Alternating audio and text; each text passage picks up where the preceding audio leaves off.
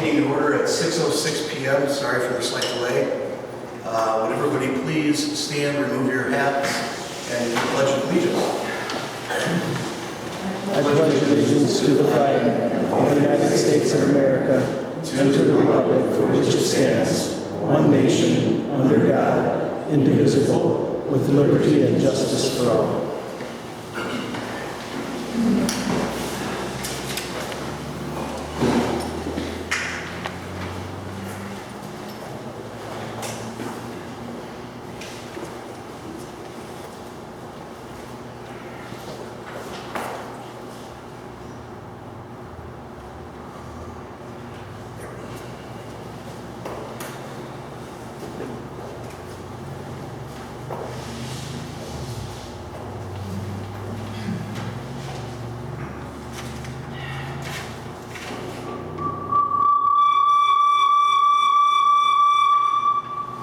Sounded like a bad Van Halen song.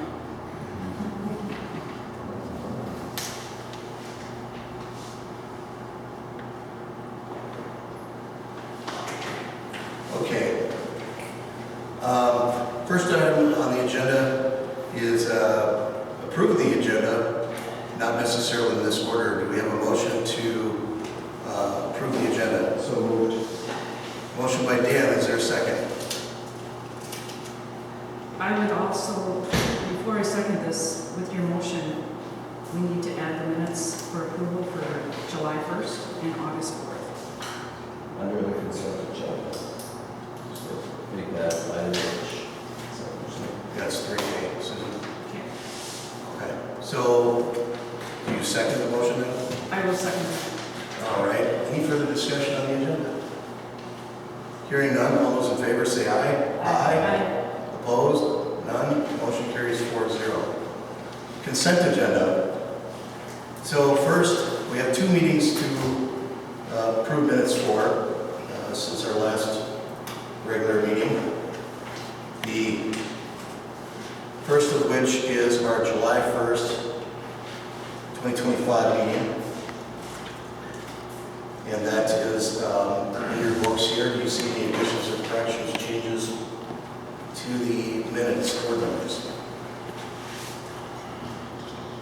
I move to approve the minutes for 7/25/25. I mean, July 1st, 2025, correct? I'll second. All right. So a motion by Susan, second by Rachel. Any further discussion? Hearing none, all those in favor of approving those minutes signify by saying aye. Aye. Motion, opposed? Motion carries 4-0. Now on to the emergency meeting on August 4th. We have a motion to approve those minutes. I will be abstaining because I was not here. I will make a motion to approve the minutes from 8/4/2025. Is there a second? Second. Any further discussion? Hearing none, all those in favor signify by saying aye. Aye. Opposed? Abstaining? Aye. Okay. So the minutes should reflect 3-0-1. Those minutes have been approved. Building inspectors consent agenda is the next item. So there's A through G. Is there anything you want pulled out of the consent agenda, board members? Can we pull the fire calls? We will pull fire calls. Operator's license. Full operator's license to discuss separately. So as it relates to the building inspector report, the treasurer's report, and payment of bills, actually, you know what, I'd like to pull that as well. I'd like to pull C. So remaining on the consent agenda then will be the building inspector's report, plan commission minutes, animal control report. Do I have a motion to approve those three items? So it would be B, E, and F. So moved.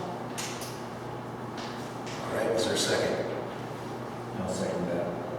Motion by Rachel, second by Dan. Any further discussion? Hearing none, all those in favor of approving items B, E, and F from the consent agenda, signify by saying aye. Aye.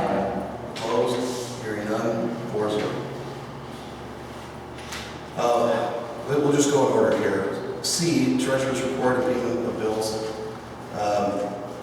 Just so the public can understand, kind of monthly we have our payment of bills reconciled. I am very happy to report that we were able to get this done, considering we just had some assistance with that, but I'm very happy that this report got done. Our bills will be paid, and we are not missing a beat. So I just wanted to make that brief notation.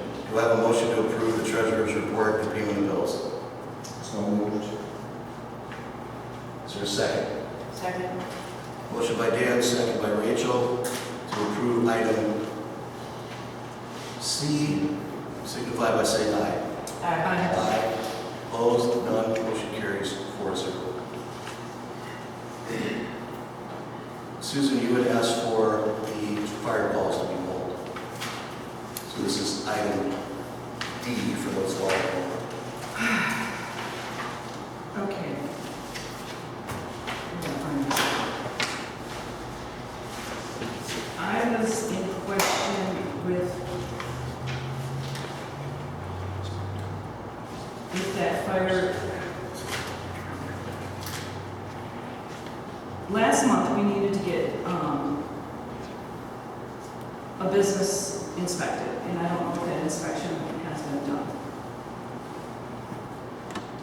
And that's been a reoccurring on the fire calls and a reoccurring billing. Right. So in terms of,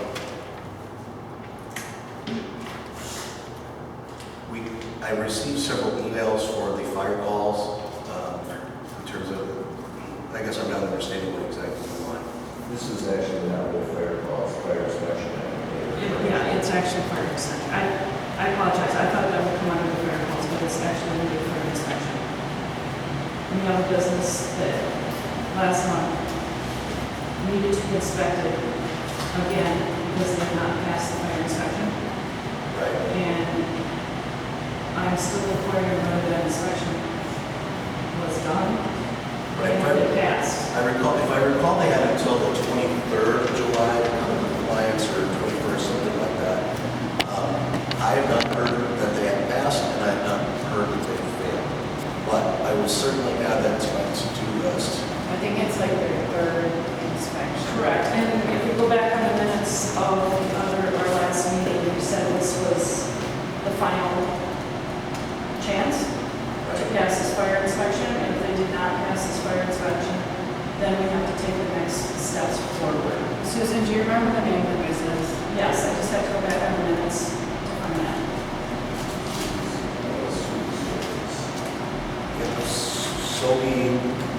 Subi Surgeons at 632 Rocky Drive.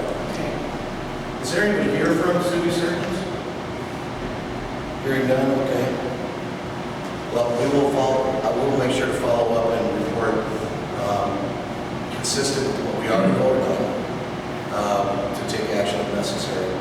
So with that understanding, then Susan, I would make a motion to approve the rest of the fire calls reported in item D in the consent agenda. A second. Motion by Fowler, second by Rachel. Any further discussion on fire calls? Hearing none, all those in favor signify by saying aye. Aye. Opposed? Motion carries 4-0. Operator's license, item G. Dan, you would ask for this to be removed from the consent agenda? Yeah, I think my question really has to do with the fact that we don't normally have any applications either available to us or in our books for the meeting, and we don't have those. I understand that there's some clarification that needs to be done in terms of identifying exactly where these applications are names came from, etc. Yeah, what I can report is that, so I went into the file cabinet with the operator's license. My understanding is that everybody on this list is a renewal, so we wouldn't have a new application per se. They are in the file cabinet by year, so if it's a renewal and we don't have any negative information, I would suggest that we approve it if it's a renewal. If it's not a renewal, obviously then, and we don't have a record of them already in the file cabinet, then we will have to revisit that at the next meeting. So I make a motion that we approve all renewing operator's licenses. is there a second? I'll second. Motion by Dan, second by Susan. Susan, did you get the motion okay? Yes, I did. All right. Any further discussion? How are we going to distinguish who's renewing and who's not without seeing the applications ourselves? Well, I'll just look at the file cabinet. If they've got an application that's from last year, we'll know it's a renewal. I'm a little uncomfortable approving them without seeing them, honestly. Well, for example, 4 of these are for the gas station. Okay, So, but yeah. which ones? I don't want to just blanket. I just don't know. I think what, let's say by resolution is that each person who renew has to be documented as being a renewal. Right. So, if we can't document it, then, It doesn't get that, I would agree with that. I would agree with that. All right. Any further discussion on this motion? So you're going to go through and figure out which ones are renewals? I know exactly where they are. I just didn't have time to get them. Okay. But, well, with that, I don't hear any further discussion. All those in favor of Fosterling's motion signify by saying aye. Opposed, same sign. Motion passes 4-0. Now, for anybody who may be here from those businesses, I don't know that we necessarily give a different piece of paper if they're already on file, but we voted to approve if you are a renewal. If you have any questions, you can call me during business hours. We'll make sure we have them. Okay, that takes care of the consent agenda.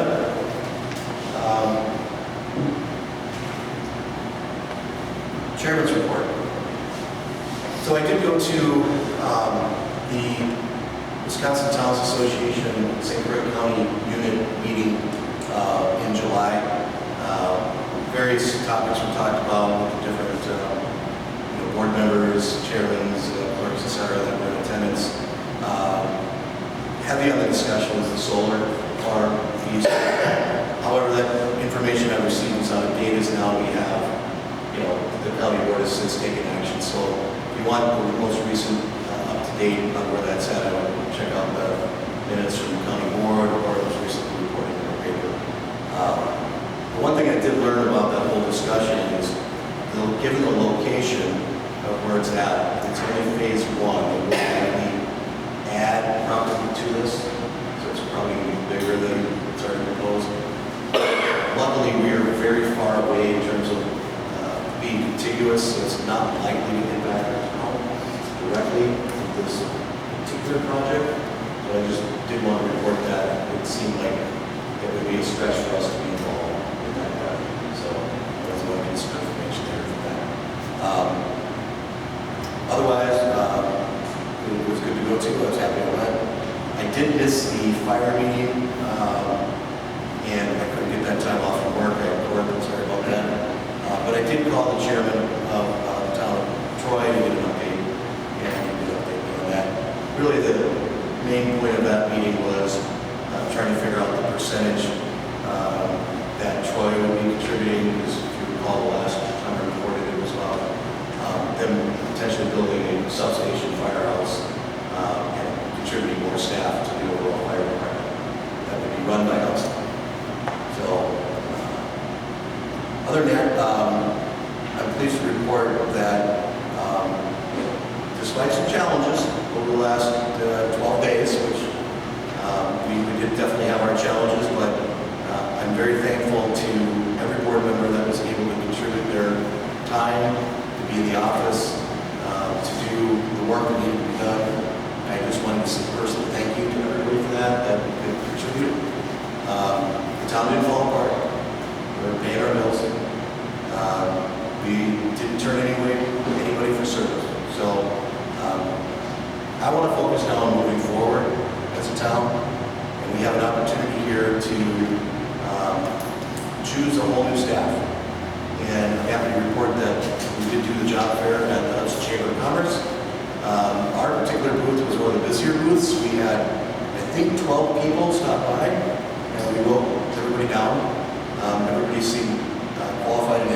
so we will likely have a lot of applications for our treasurer clerk position outside of all those people who have already contacted the various board members or myself. So we're going to discuss that in a little more detail down the road in the agenda. But again, we're moving forward. Now, I guess from this point forward, like I said, I want to be as positive as possible for this town. I don't want to talk about negative things, but we are going to have to talk about one or two on this agenda. But again, my focus is moving forward. My focus is on making sure that you, the citizens, get the service you need during this time. So I can't really think of anything else right now, otherwise I'll ramble, we get a long agenda. So I will conclude that report. Is our zoning and building inspector here? Come on forward, sir, with the microphone.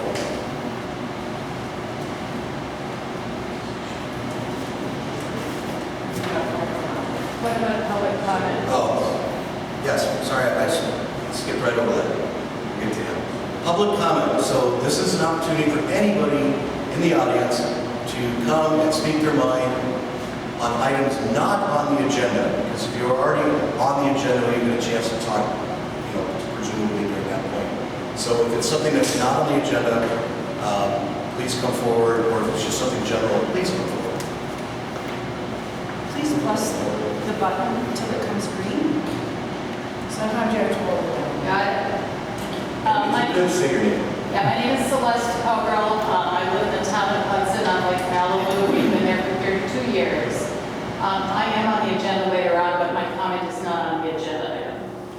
I wanted to, well, first quickly, if people are interested in discussions about the joint development agreement with Xcel Energy, there's a meeting on August 18th at 5 p.m. at the St. Clair County Government Center. It is open to the public for observation. It's a joint meeting of the Board of Supervisors and the town boards from Erin Prairie and Hammond.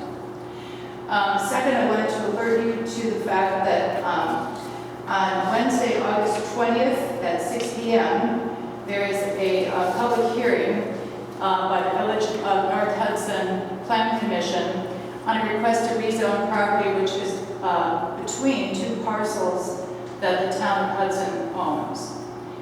This is land that is between the St. Clair River and Lake Malibu.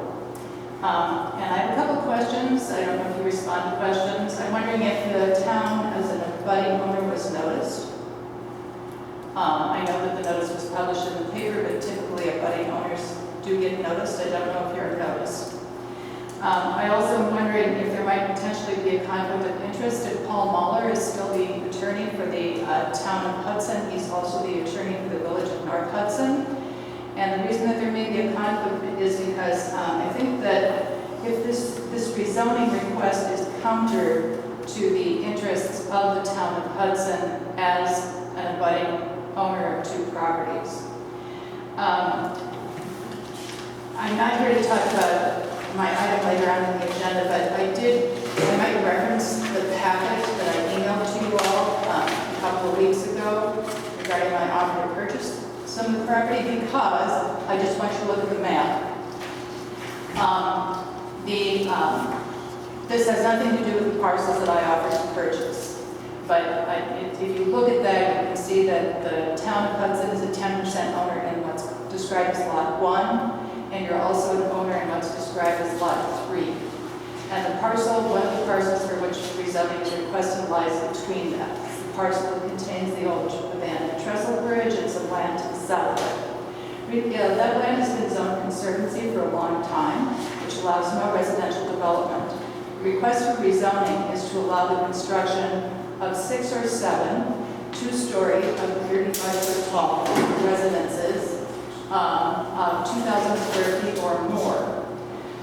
Even though the property is zoned as a primary environmental corridor, it's identified as habitat for endangered species. It's in the floodplain mapped by FEMA, and it's subject to Village of North Hudson zoning right now. Even if they change the base zone where no residential development would be allowed. The reason that this should concern you in the town of Hudson is that Lot 1 contains the dam between the St. Clair River and that creates Lake Malibu, the impoundment of Lake Malibu at the end of the Willow River.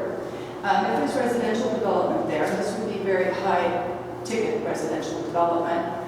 I think that would interfere with your ability to continue to operate, maintain, repair, and eventually remove and replace the dam. I also think it is a problem that it conflicts with the comprehensive plan, the town of Hudson, although you don't have jurisdiction in that area. Your plan does address the goals of preventing development in floodplains. In fact, it says that you would prefer to acquire property in floodplains to prevent this development. Your comprehensive plan also says that you think that environmentally sensitive areas and important habitat should be preserved and protected. And your plan also says that you want to have communication and collaboration and coordination with your abutting municipalities, which includes the village of North Hudson, for the development of parks in a very efficient manner, so you don't have to duplicate your outdoor recreational activities and feed facilities. And there's a long-time plan to develop a bike and pedestrian trail connection that would be blocked, basically, should this property be rezoned. And we allow new residential construction on parcels that have been vacant and zoned conservancy for very good reasons for a very long time. And they were zoned conservancy when the developer bought it. Thank you. You're welcome. That was Agenda 24. No, That's a separate. that's a separate, different issue. Anybody else with public comment today?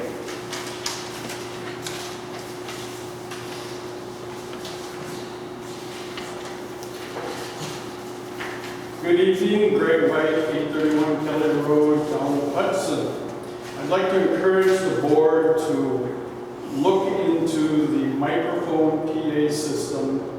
It's very inadequate, especially when the air handler is running. Most of you do a good job of pushing your button, but it's very difficult to hear.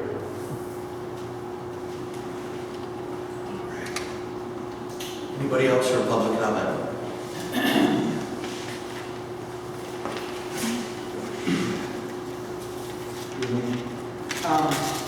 Name, please? My name is Richard Peterson, 377 Brook Drive.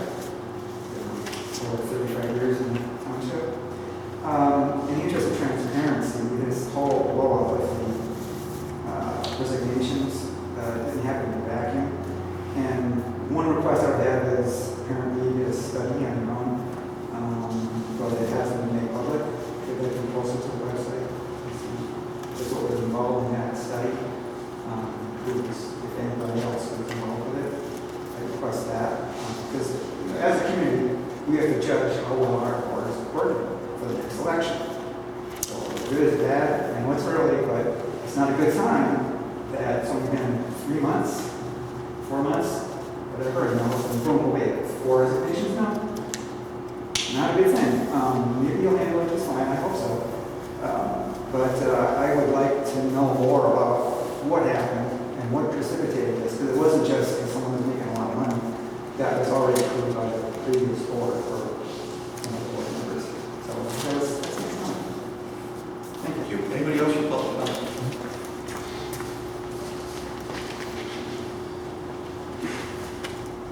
All right, hearing none, we'll close public comment. Now, to our building inspector on item 6 of the agenda. Would please come forward. Good afternoon. Could you state your name for everybody who may not know you? Hi, my name is Tony Firearm. I'm the building inspector and zoning administrator for the town of Hudson. Last year we issued 244 permits in the town, and we're on track for the same number this year. In 2024 we did 16 new home permits, and year to date we've issued 7 new homes. So that's down a little from last year at this time, but we do have a development coming off of Daly Road that's been approved by the town. We received a complaint about a sign within the road right away on Nicholas Drive. We sent the owner a letter, and the sign has been removed. We also received a complaint about Fitzgerald Lawn Care mowing early on Saturdays. They're not supposed to start mowing before 8 a.m. per the town ordinance.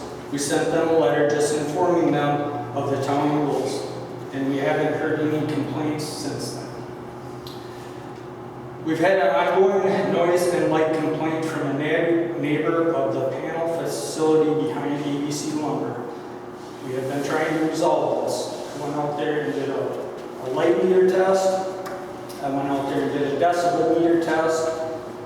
You build a house next to an industrial park, don't know what you're expecting.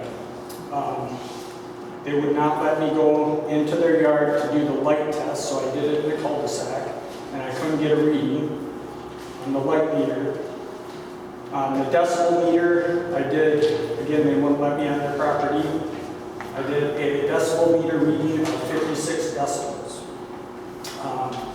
In the ordinance, in industrial, it's 65 with a 30 frequency.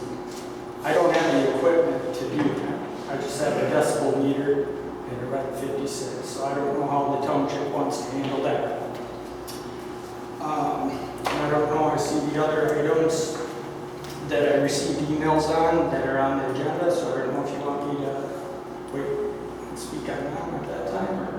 Yeah, we can have, and thank you again very much for coming. I just thought it would be good for the public to see that, you know, we have been listening to people that have concerns. We do send you out, and I just think every now and then it's good to show your face and say hi to the town. So those other items we can cover if you wouldn't mind hanging out. I'm sure somebody will be present for those. And so if you just want to hang out in front there. Does anybody have any questions? Does anybody have any questions for our building zoning official? All right, thank you, sir. Appreciate it very much. Discussion with no action on home-based business at 965 County Road A. Is there anybody here from that property? Yeah. Would you mind coming forward if you would like?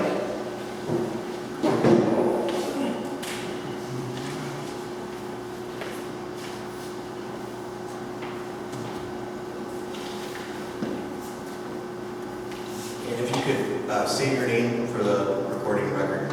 My name is Tom Nolan. And I'm Ann Nolan. Well, thank you, Mr. and Mrs. Nolan, for coming. So I want to start out by assuring you, I am not here, nor is anybody here to try to shut down your business. That's not why we're here. We do, however, have, certain codes that do need to be followed, like for signage.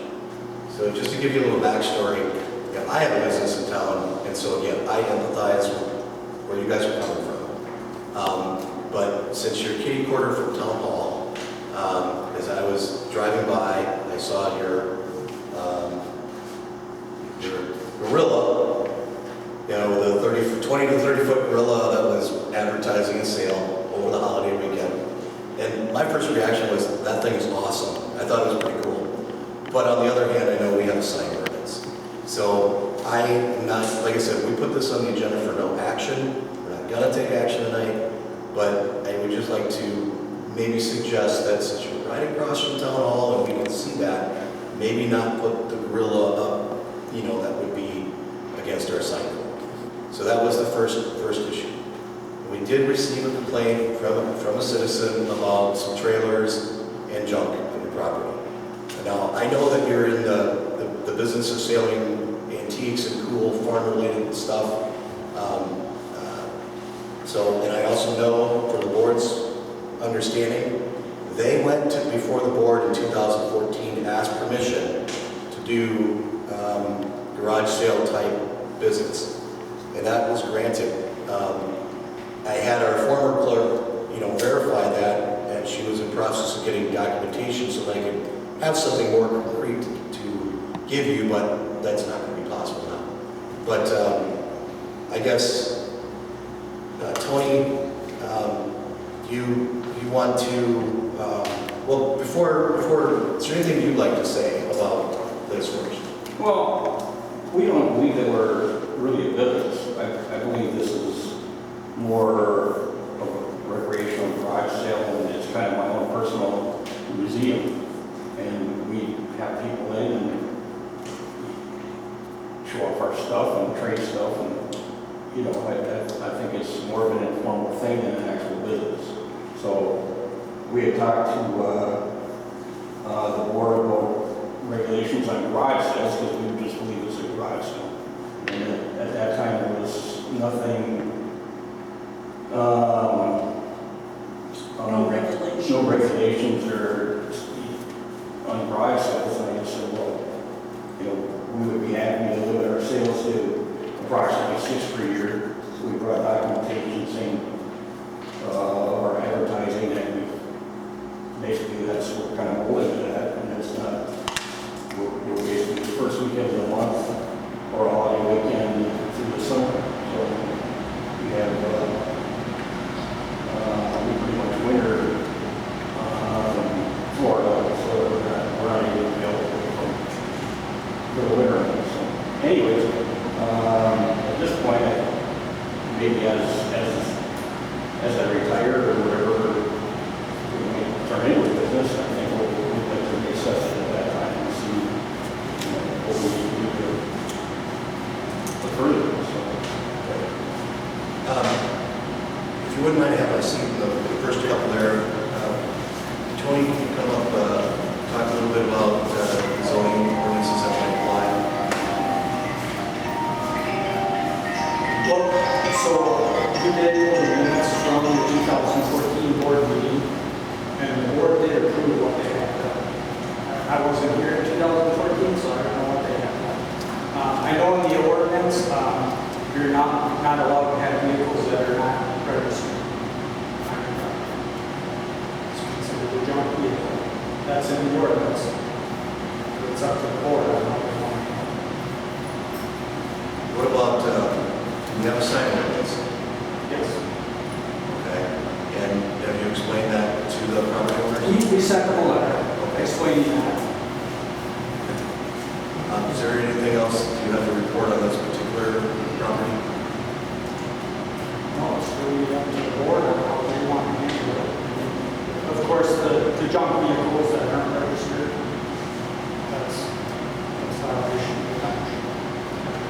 And we have to send other letters out for people that have vehicles that aren't registered. All right. Any questions of Tony? Board? All right, thank you. Want to come back? Any questions of the homeowners?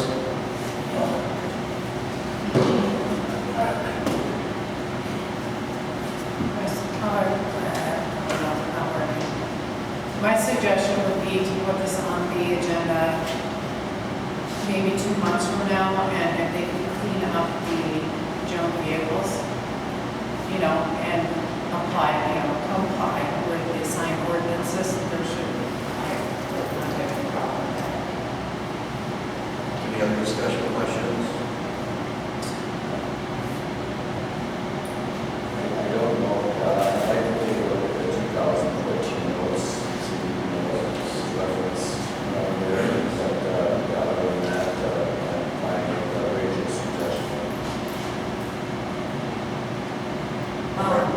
I would pull back on that again, and because the junk vehicles is in our ordinance. Also, depending on what type of trailers you have sitting there.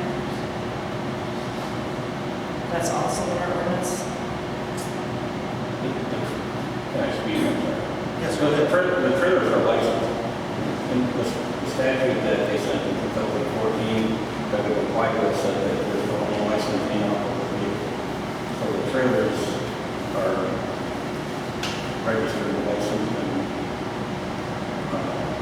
they're being used as basically still a rolling store with license. And you probably need them for what you do. Hauling things back and forth. They're probably pretty important to your process. And at that time, they thought that there was so much trailers. We've had a trailer out there for sale in the past, but it's not a business. I also appreciate you calling me back with that letter. I really appreciate that. But so we just have a discussion on things we got yet. So we don't have any action, board members, on this tonight because we didn't notice it for action. But I think your suggestion see how things go, and, you know, you can always call the board or the town with questions, or Tony, you know, if you have a question. So, you know, again, when I drove by, I was like, that thing is awesome, it's cool, but I knew that I probably, as the town chairman, I'd probably have to say something. But anyway, thank you very much for coming. And like I said, if you have any questions, give Tony or the office a call, and we'll do our best to work it out. So just a clarification on the gorilla, is that because it has signage on it, is that the problem?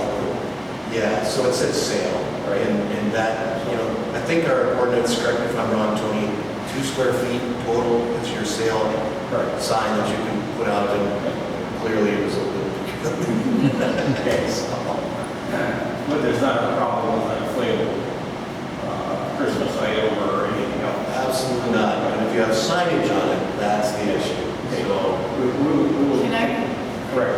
could they apply for a special event permit if they're only doing it 6 times a year and have that gorilla out there? they could, in fact, yes.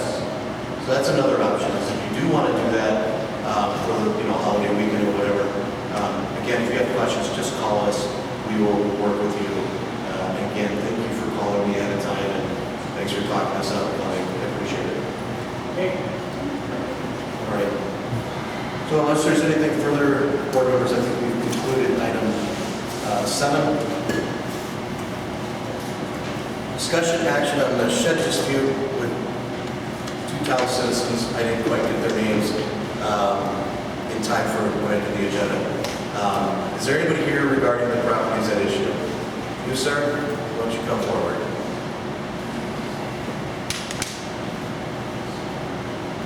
State your name if you could.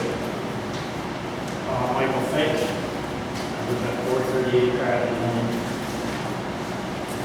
And, sorry, I'm a little nervous. Okay.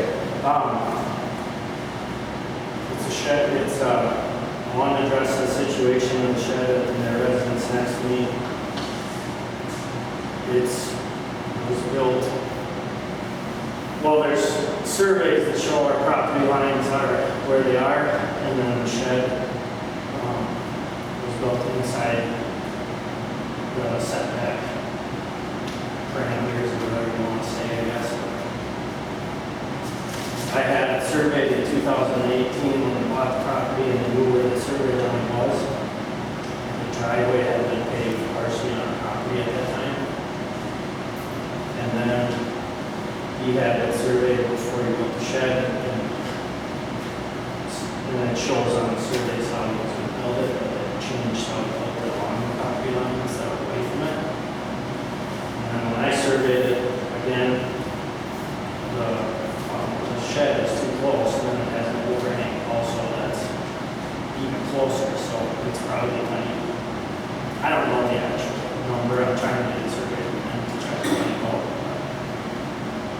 So I guess I don't mean to interrupt you. Yeah. By all means, you'll get every opportunity to say what you want to say. Did you talk to our building inspector? But Did you I talk? have talked to him Okay. And have you talked to your neighbor to try to work out a solution? a long time ago, yeah. Everybody was saying there's a property line dispute, but there wasn't a property line dispute because he knew where the properties were. And Is your survey the same? Did both of you do this, you know, did each of you do a survey that came up with the same solution, the same answer?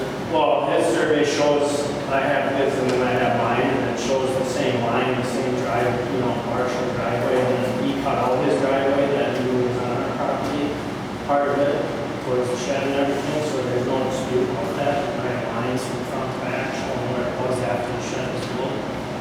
So, I'm trying to build a shed also, so now, the other problem is now that it's right there, all this watershed and everything else is going to be right basically around the shed. So I'm just trying to. If you wouldn't mind also, if I could ask our building officials some questions, have a seat, Will.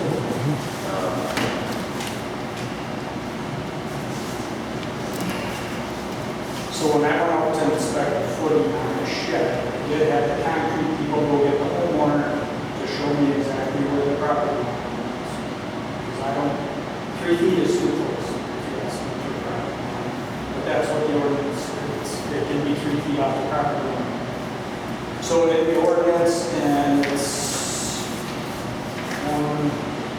105-35, under definitions, setback definition is the minimum horizontal distance between a building and street or lot.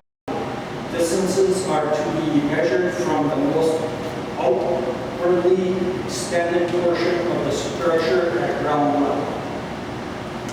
At ground level? That's in the ordinance. Okay, so let me just cut to the chase. Did you inspect this, or was it your predecessor? Was it properly within 3 feet? The homeowner showed me where the property line was, and it was 3 feet. I guess, here's the question I have. How did you verify it was the right one? Because to me, this dispute revolves around this. One person says, no, I'm within 3 feet of what I believe my line is. It was inspected by the town at some point. And then the other homeowner says, no, it's closer than 3 feet because it's not the right property line. And I'm just trying to figure, to be honest, the reason I put this on the agenda is I wanted to figure out if the town has a dog in the fight or not, okay? Did we do something perhaps arguably incorrect by saying it was good? And if so, well then we need vehicle.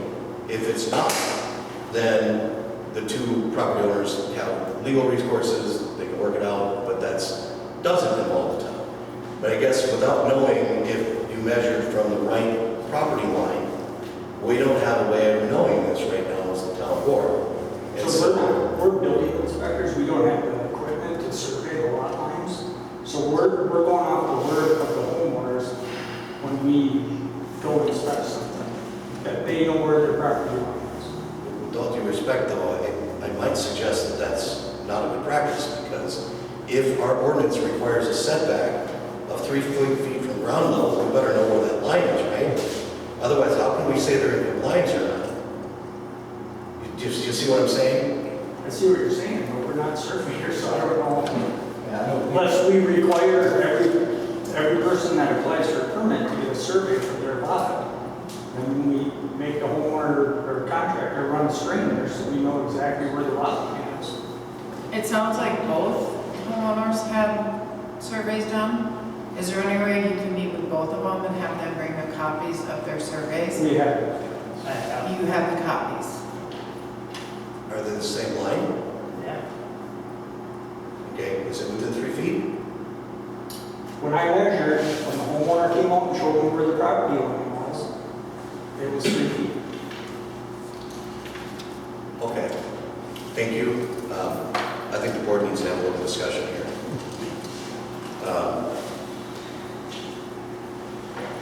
Obviously, we're not going to be able to stop all disputes between neighboring property owners, but if we have a code, we should be able to say we were correct to be inspecting it. That's my point, right? And when this came to my attention, I didn't make a judgment of who's right or who's wrong. I just wanted to know what was our involvement with the town. You know, did we inspect and give somebody a blessing when maybe they shouldn't have, or was the blessing correct? And right now, I don't have an answer to tell you if it was or wasn't. I think we can say that we do not certify a surveyor. In other words, we're not, as the inspector pointed out, we're not in the business of surveying. And so, we don't,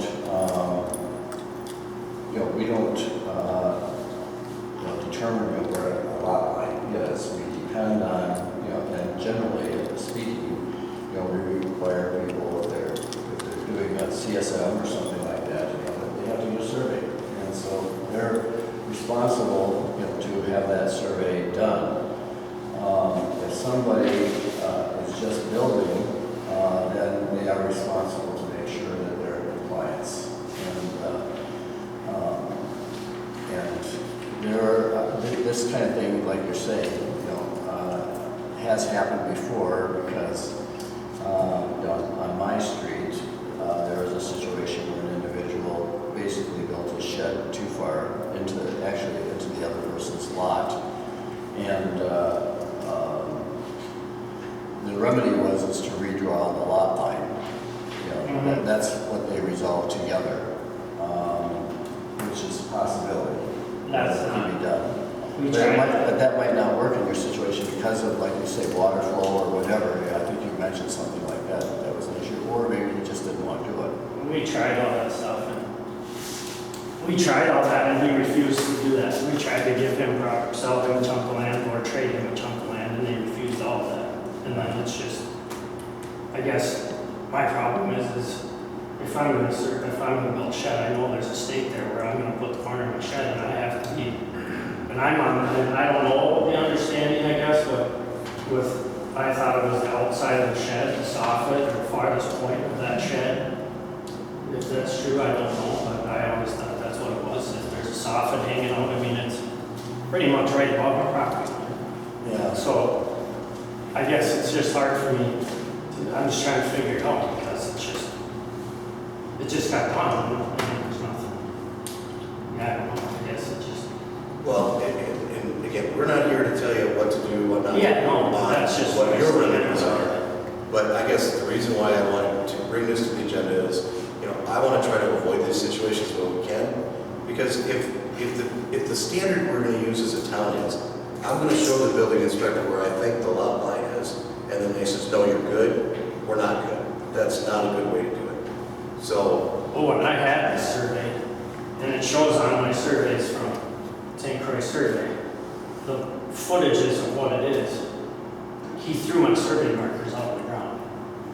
That's part of the issue also. So this isn't just he just does what he wants, and that's what it is. So that's just, there's the law of it, and then that's just, like, then you might as well just go as far as you want at that point, if that's what it is, I don't know.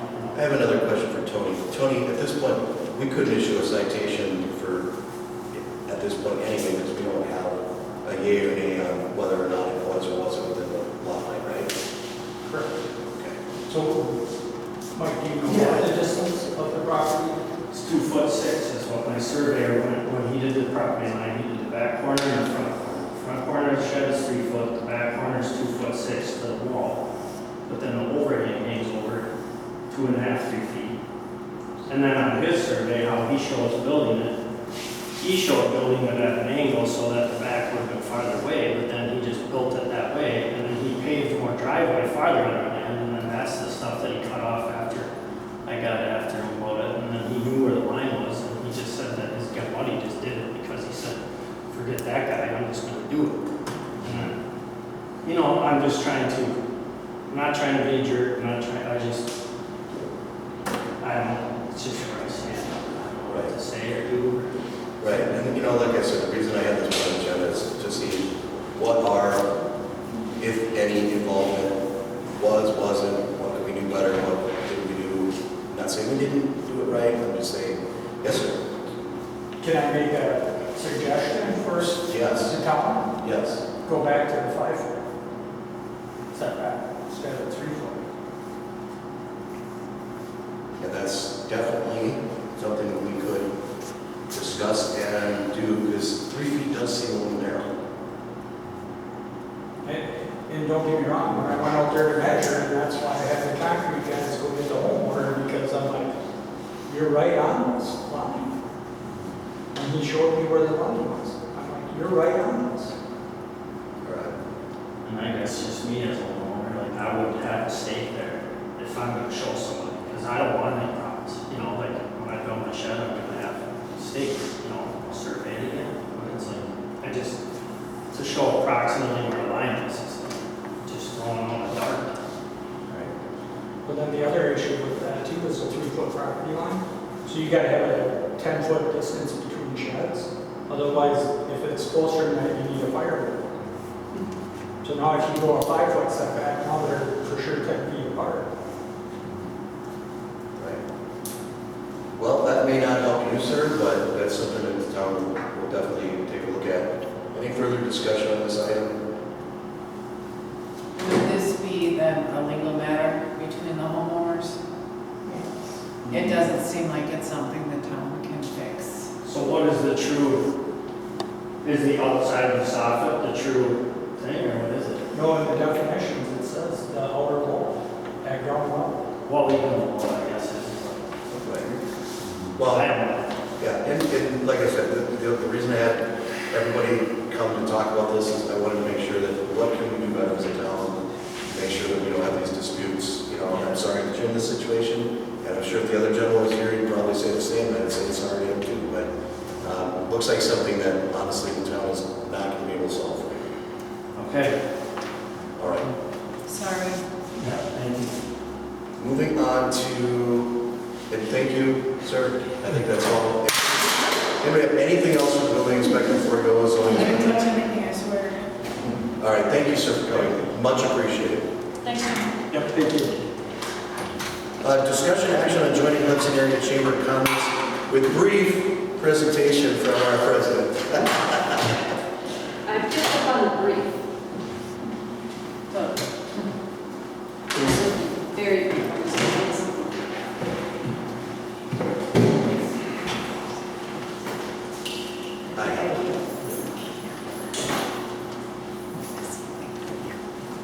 Very clear. I don't need to see where.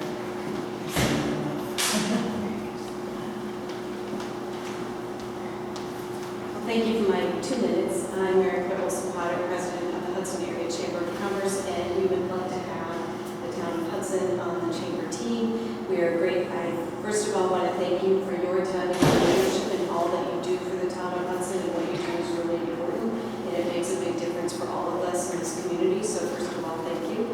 It's not always an easy job to sit in the chairs that you do, but we greatly appreciate it.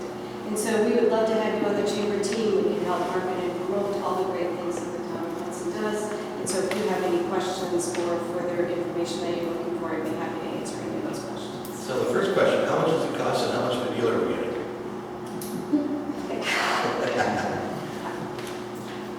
I think we talked, 342. We would have two Two employees. employees. Right. So the rate that we pay is based on the number of employees. Yes, so you have Correct. two, yes. And then I said I'd waive the processing fee, which is $40. So then you join in August, you renew next August.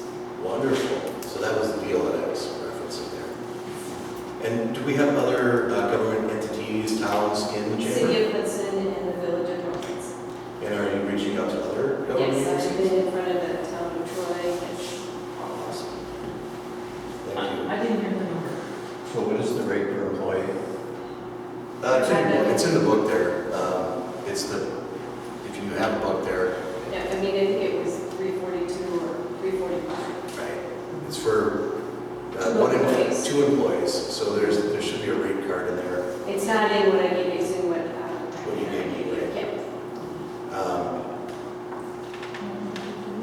I can look that up. It's under $400. Per employee?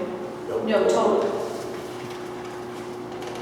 So if because I always go, when I'm back on my feet, I'll be returning to these meetings for my other job. The two employees would be out of the office. Would I be able to come and represent the town of Hudson in a dual status at no extra charge? The number of employees is just to determine the rate. that we should Yes, pay. yes, but I mean, all of you, if you are interested, you can get all the emails, get all the information about the events that we do. You are welcome to join us at anything that fits within your schedule.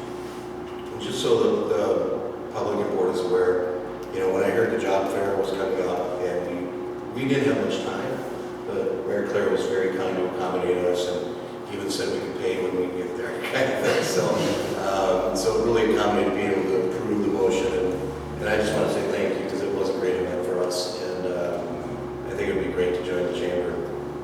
So, unless there's any other questions, I make a motion to join the Hudson Area Chamber of Commerce at the rate of 2 employees per their published rate, with the understanding the processing fee would be waived. Second. Any further discussion? All right, all those in favor of joining the chamber for that motion, signify by saying aye. Aye. Opposed? None. Motion passes 4-0. Thank you, Mary Claire, for coming. Discussion of action on authorizing the town's litigation attorney or appropriate legal staff to investigate whether there are any civil claims or defenses by the town against the recently resigned employees, to investigate and report on how the town can be made whole, to investigate and report whether any criminal statutes were violated, to investigate potential remedies of the town for missed deadlines, malfeasance, if any, and authorize the town's law firm to directly address claim payment of accrued vacation of the resigned employees in light of the above and to handle the same in the town's best interest. I would like to make a motion to move this because it does involve HR issues, to do this in closed session and then have a special meeting immediately after. Is there a second to that motion? I'll second that. Discussion. So, I would be opposed to that motion. If you notice here, I didn't put anything of detail in here because we obviously don't want to discuss our strategy in public. So I get the sense of the motion. I would just say that the reason we should vote against it and just simply adopt this is twofold. Number one, if we wait, there are some things that could change in time that are time sensitive, retrieval periods, retention periods. The other thing is that if we delegate the investigation to our attorneys, we are not personally involved in doing investigations. I don't want to be involved in that. I think we have a lot of other tasks to do, and the sooner we turn this over, this would be immediately attorney-client privileged information for us, and we could call that meeting to discuss the results, if any, at a later date. Does that make sense? What I'm saying there is, if we approve this, it can get started, and then we can address it in a closed session with our lawyer present. That makes sense? Yes, but I still think they should be here to be able to defend themselves. Hold on. Yeah, I understand what you just If said. there are potential legal claims against the town, we need to be prepared for those. And one way to do that is to be prepared to assert any counterclaims or et cetera. And again, this is to protect the town's interests. This is not a collaborative process where they're going to be here talking about they're not going to do that either. If they do decide to take legal action, they're not going to do it in that forum. And again, the sooner we get the attorneys involved, the better. I'm not making this motion in a vacuum. I've been looking at things for the last 12 days. I will tell you we need to do this, and that's all I want to say right now in public. I'm not going to discuss what I know, what legal strategy or implications it has in public. I'm all for transparency, but that would be a foolish move when we have the attorney-client privilege. Defend not only, it's for everybody, because we're all taxpayers. Okay? So again, I would suggest that the sooner we get this into the attorney's hands, we can get, and who knows, it may all be perfectly, no, you don't have a claim of defense, or you don't have a counterclaim. But we need to know this sooner than later.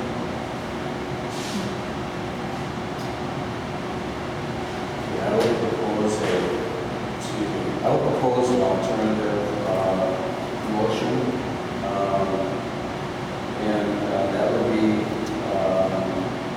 to authorize the town's litigation attorney or appropriate legal staff to investigate whether there are any civil claims or defenses by the town in regard to resigning employees, and removing the word against, and then omitting the second part of line 3, all line 4, all line 5, and then starting with line 6, and to authorize the town's law firm to directly address the claim payment or notification of the resigning employees related to the above to handle the same in the town's best interest, subject to a maximum of 10 hours of attorney work at this time.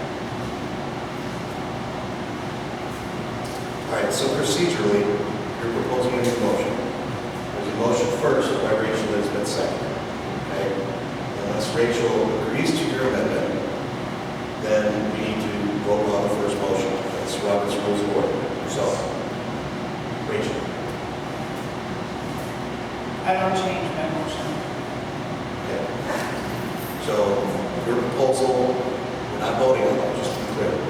But I strongly recommend that we vote down this because we do not have time to call special meetings. He can get started on what he needs to know. I should also point out, under our current rules, chairman has the right to talk to the attorney at any time. That's under your current rules. So I can do that with or without this board's approval. I don't want to because I want this to be a team joint effort in what we're doing and transparent. So again, I would vote against the motion. That's my piece. Rachel, would you repeat your motion for me, please? That we would discuss this in more detail in closed session, so we know exactly what we're agreeing to. And I think it's going to be hard to do here without mentioning names and specific things that have happened. And I don't think we should be doing that when those people aren't here to defend themselves. I don't see a harm in discussing this, more openly, because we can use names and, specific instances, and then allow those people to answer if there is, something that you feel was done wrong. Because in my mind, the office staff has, see, and here comes a name. I'm not going to say it, but they have always been sticklers for the rules. And I never even had a scent of any wrongdoing. Maybe not the nicest people in the world all the time, but never had a scent that they were doing anything wrong. So your motion is to discuss in more detail In closed session. in closed session. And in that motion, what about, We would have a special meeting afterwards, so for the public to know, okay, what we so that can be a separate motion? Well, they would go together. Not accounting for what number 10 is representing at this time. And then Mr. Foster is proposing a second motion. But we have to move on your first motion. Do you still second that motion to go into closed session? I withdraw my motion. Okay. I understand you withdraw your motion. The question is, you seconded your motion. No, I withdraw my second. Okay. I don't withdraw my motion. Gotcha. All right. Procedurally, that's a little wonky. So we need a,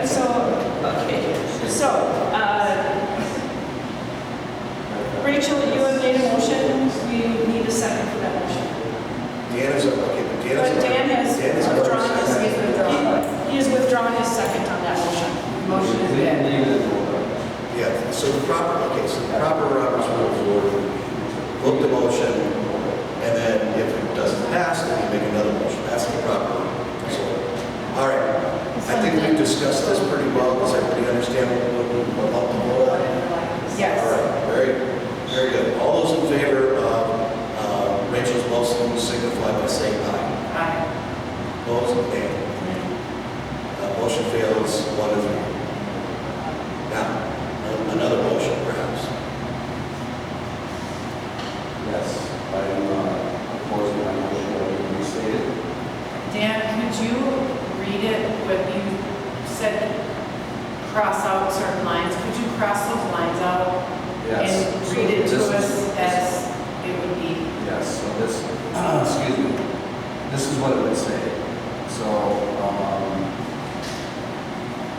the motion is to authorize the town's litigation attorney or appropriate legal staff to investigate whether there are any civil claims or defenses by the town in regard to resigned employees, and then skipping down to line 6, and to authorize the town's law firm to directly address the claim payment or accrued vacation of the resigned employees in light of the above to handle the same in the town's best interest, subject to a maximum of 10 hours of attorney work.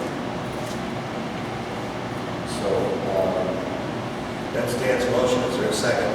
I'll second. Discussion. Well, so just to give you a sense of why I worded this way. To investigate and report on how the town can be made whole. We've incurred a lot of expenses in the last 12 days as a result of not a lot of notice and other things. And I think the town should be made whole. And so that again, if there is a claim, it relates back to the claims part, any civil claims or defenses. All this is tied together to make the town, to protect our interests, okay? So that's why we need to be made whole. To investigate where any criminal statutes are violated. We're not the prosecuting authority. I'm not suggesting that we are. It would never go, even if there was a crime, it would never go to St. Croix County DA's office because I work there. But just so you know, if there is a violation of a criminal statute, that also impacts civil claims. So that's the reason I put it in there, okay? To investigate potential remedies of the town for missed deadlines, malfeasance. I'm concerned that, based on what I've seen, is that we may have some deadlines that, since none of us were clerks or treasurers, were never made aware of. And yes, we have interim staff, but I don't know if deadlines have been complied with in June, for example, or July. And the reason I say that is I know we owe the county highway department money that from a bill that wasn't paid. Again, I don't want to get into this, but I'm not making this in a vacuum, okay? So, again, I think all of this relates to one simple concept, protecting the town's legal interests. And that's what I'm suggesting we do. The other thing is, Dan, 10 hours of legal time is a pittance for a project like this. It will probably take 20.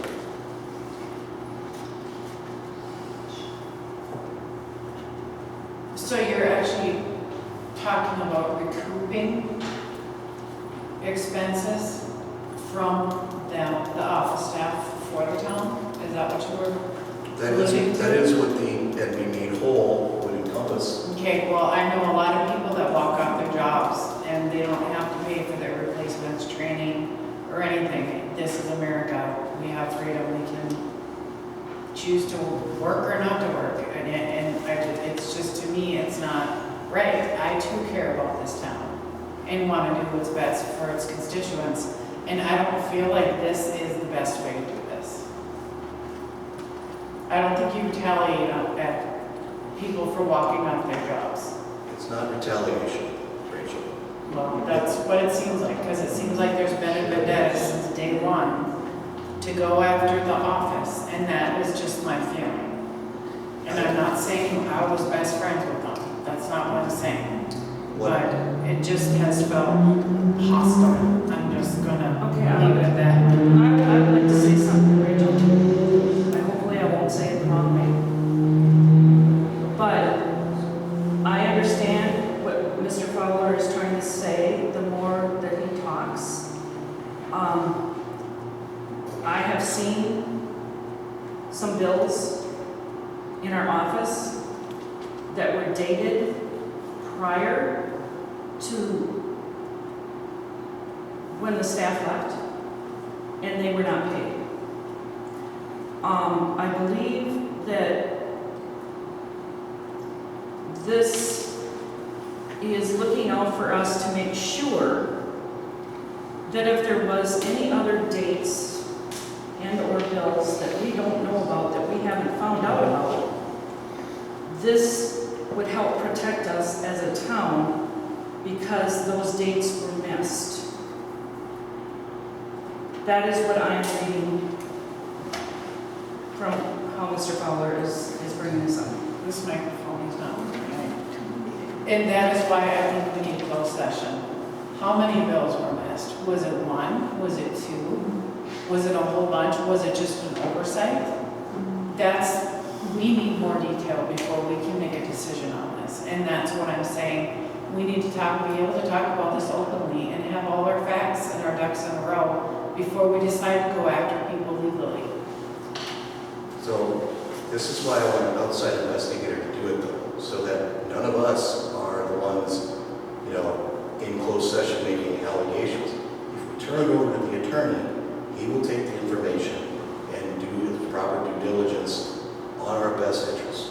And you want to pay an attorney to do that. And that is 100% appropriate. It is 100% the way it's done in the professional world. I don't know. I think any good accountant could go through bills and see what's been paid and what's not been paid. and we've done that, okay? And we've identified some problems, okay? I'm just gonna say that. So, We're not privy to that. and that's why I'm saying, And that's why we let's need to give it talk to the about this. attorney so that he can report back to us, and then at a closed session, so that then we can get the information. I'm not gonna be the investigator. I'm not gonna be accused of being the one who's, got it in for somebody. I just wanna turn it over and have somebody look at it who is gonna represent the town. Our attorneys have a legal obligation to do that, to represent our best interests. It's the entirely appropriate thing. We're not taking comments from the audience tonight. Not that we do it on any meeting, frankly, but it's just the way it's handled. That's the way it's done. Yep, I respect you, but I don't think this is the way. I think there's things we could do. Attorneys are expensive, and I think there's things we could do. Sometimes when people leave a job, I don't believe in my heart there was anything done out of malice by the office staff. Obviously, they weren't happy, they walked out. I did not hear that at all. I didn't hear anything about malice. Absolutely did not hear anything about malice. Well, We my point just is, need to the know. unpaid bills, We I just don't need to think it was know if- maliciously done, is what I was saying.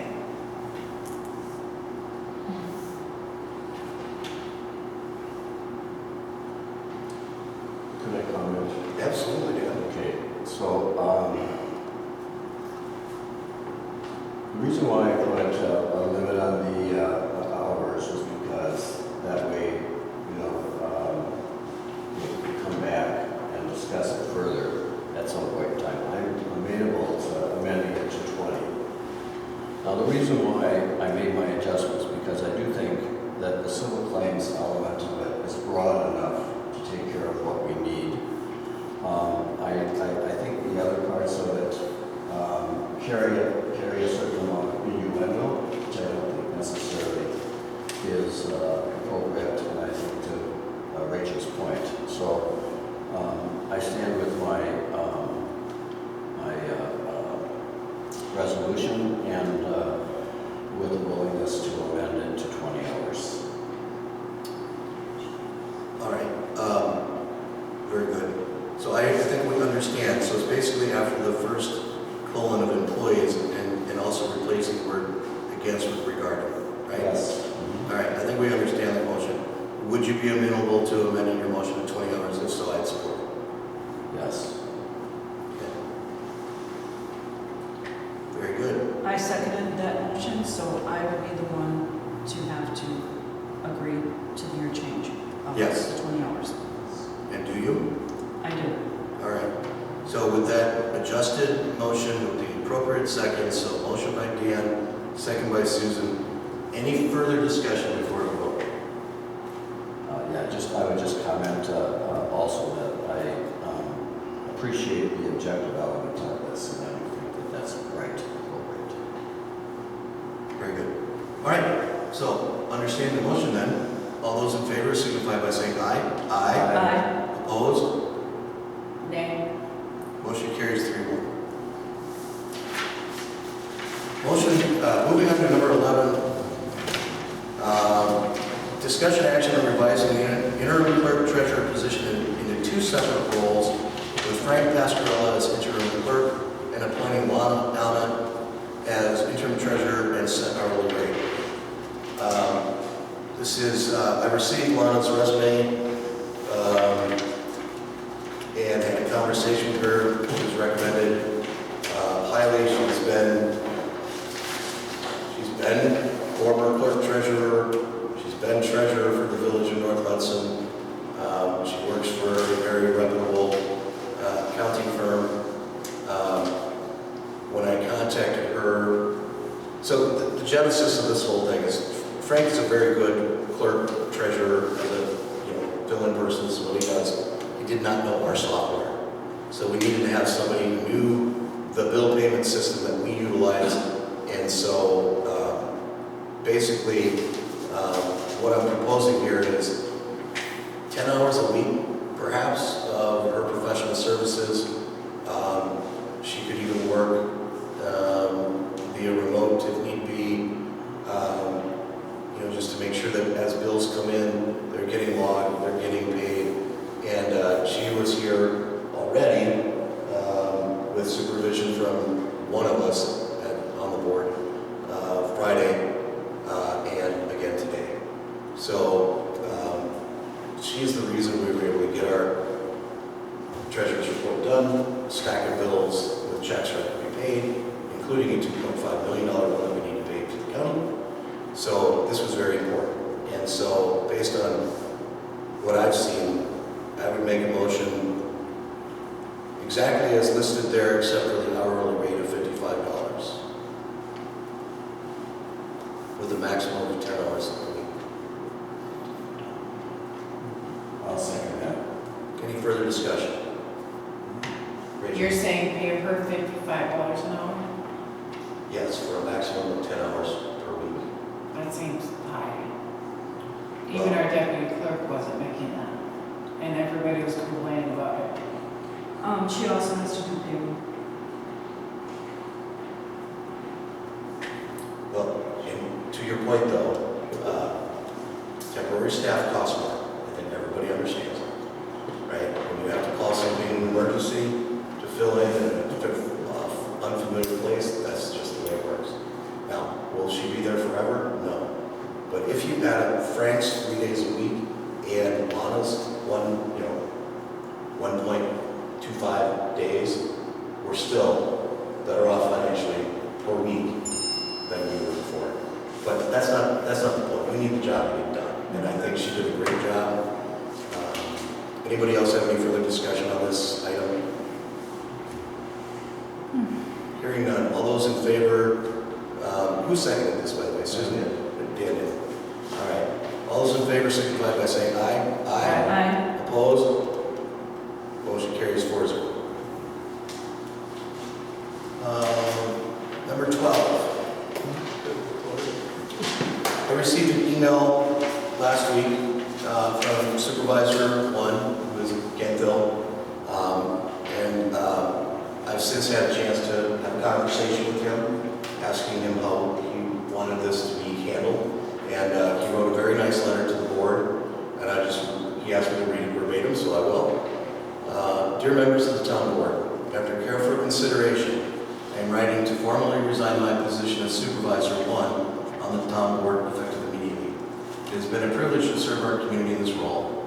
I am proud of the work we've accomplished together and grateful for the opportunity to have contributed to the government's development of Town Hudson. This decision was not made lightly, but after careful consideration, I believe it is the right time for me to step away and allow somebody else the opportunity to serve. I remain committed to the success and well-being of our town and wish the board continued progress in all future endeavors. Thank you for the support and collaboration during my time on the board. Sincerely, Kenneth M. Phil. So, I would like to personally thank Mr. Phil for his years of service on this board. It is hard to serve. It takes time, and people's time budgets and availability change over time. So I wished him luck. He wished us luck. And unless somebody has anything more to say, that will conclude item number 12. Anybody else on that issue? All right. Moving on to item 13. Discussion of filling supervisor vacancy with action only insofar as deciding the procedure and process to appoint. So obviously, it's not like any of us probably had somebody in mind, to do this. So there's a specific statute on how we fill a vacancy. It is the remaining board members plus the clerk. I asked legal about whether interim matters or not. He says if he's acting in the clerk's role, he gets a vote. So there's our answer there. The process has been suggested that we throw out the names that each of us want for consideration, and then perhaps we have a working session to interview the candidates. It's not a situation where I just get to appoint or one of us just gets to appoint. It should be a collaborative effort. So the procedure I'm proposing is that you put as many names down as you want, as long as they're willing to serve and work, okay? And then, once we get your names, we will have, we'll call a working session to discuss the potential candidates, and then we will go to a meeting to ultimately vote on who is to fill the vacancy. I don't want to rush this, because I don't think any of us have anything in mind. But I would like to hear from everybody's ideas. Anybody else have anything different or adding or subtracting along yours? I think we just need to say like 1 month, have your list in, 2 months, have your list in, so we all know when, and then write our list, have a working session, interview the candidates. And yeah, let's just set like a deadline, and then we'll set up a working session. Then have the candidates come in and interview, and then we go on who we would like to fill. These lists, would you like these sent to the interim clerk? I think that makes the most sense. Send your list to the interim clerk, same email address. What about public notice and an opportunity to apply? Well, we are having a meeting right now, and of course, I don't mean to be flippant about it, but I will post on the website. I gotta tell you, I've been trying my hardest to work the sending notices out on meetings, using the feature that sends the email, posting it. Frankly, it's been as transparent as I can be. And so I will definitely put that out there on our web and give everybody a notice that sign up. And in case the public doesn't know, if you want notices, you can sign up. You can get an email for any of the important items that we post to the website. So yes, so for those watching the meeting, this is your call. I will put out a separate call on the website. I don't think it's realistic for us to get this process done by the next meeting. No. I think that, realistically, we'll probably, hopefully have a final vote before in October. I think that's realistic. Yes. So we could get our list together. Let's give our deadline for next month to get our list, and then we can have a working session after that to discuss. Yeah, then we would report how many candidates we've gotten, and then we can schedule that meeting, in fact, at the next board meeting. Realistically, though, I think once we get those, we should have a work decision relatively soon after that next board meeting. And it will be posted online, there should be a deadline as well, the same deadline we have to get our names into the interim clerk. That deadline should be posted as well. Right. So should we say, so we're now meeting on Wednesdays, so the meeting in September will be Wednesday. Should we say the Monday before that meeting? I don't have a calendar in front of me, if anybody has a date. Before that meeting, then we have our any nominations that anyone who hears about it, their nominations, or whatever. I think that sounds good. Our next town board meeting, is scheduled for Wednesday, September 3rd. September 1st is Labor Day. But that shouldn't be a problem because those names will come in via email for our list. Yes, but, so to say that again, our next meeting is scheduled for when? Wednesday, September 3rd. And so realistically, we need the Friday before that, because I don't want the deadline to follow the holiday. Right? So what's the Friday before the holiday? August 29th. Now, we got it back in 2 days because the town hall's not going to be open. Let's drop it off. So let's say 27th. Or is that? August 27th? Yes, or is that not enough time? That's It's not enough time. That's enough That time. seems too short. Yeah, I agree. But with the holiday, it kind of moved us up there. Why don't we do it after the holiday, because we are still going to need to have a working session And to we can always discuss set the that up. candidates. Yeah, and interview. Okay, so let's say, what's the Monday following? September 8th. Is that enough time, do you think? I think it should work. Just to get names into the clerk. Correct. On the working session, were you proposing an agenda for it? Well, if it's a working session, like everything I've been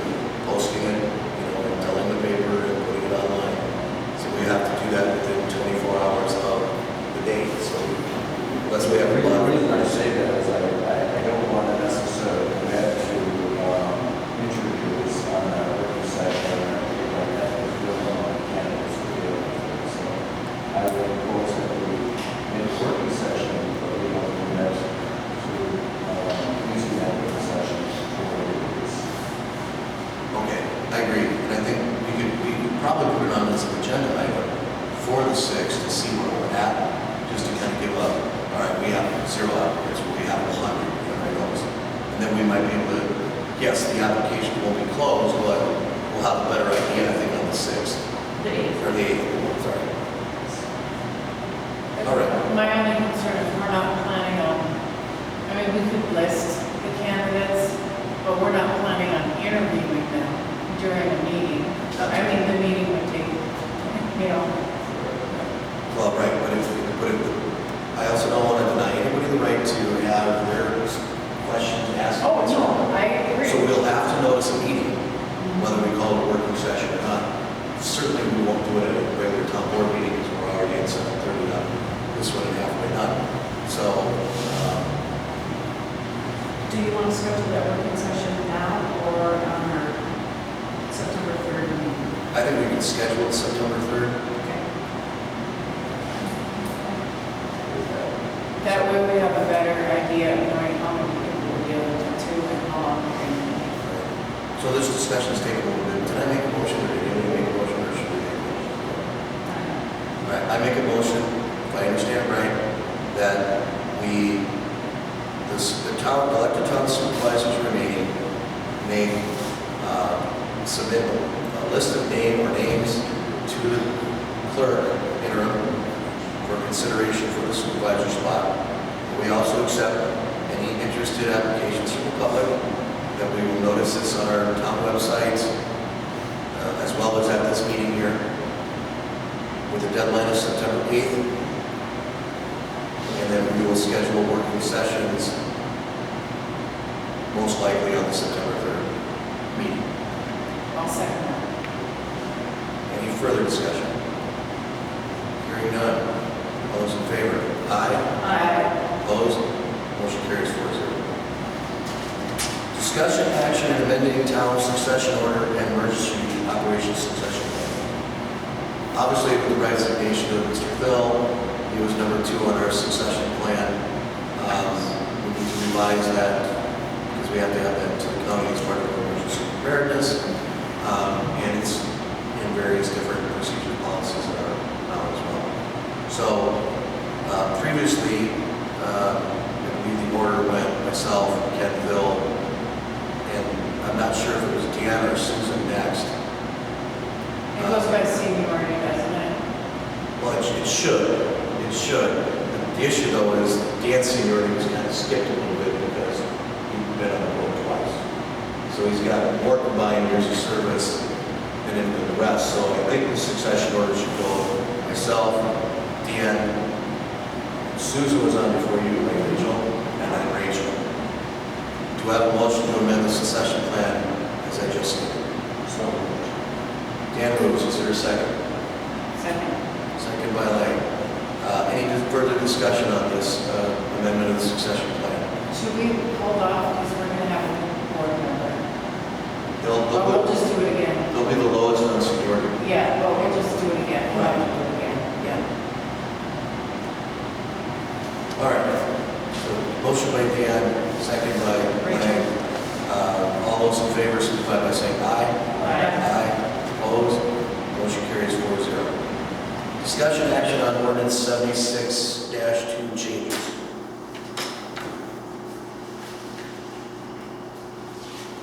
So I had given in the book, or given individually to you, the language of our current ordinance as well as the proposed language. What this proposal is to, if we're going to record town meetings, either audio or visual, instead of destroying them after 90 days, we should keep them permanently. That is the motion, or the change in the ordinance.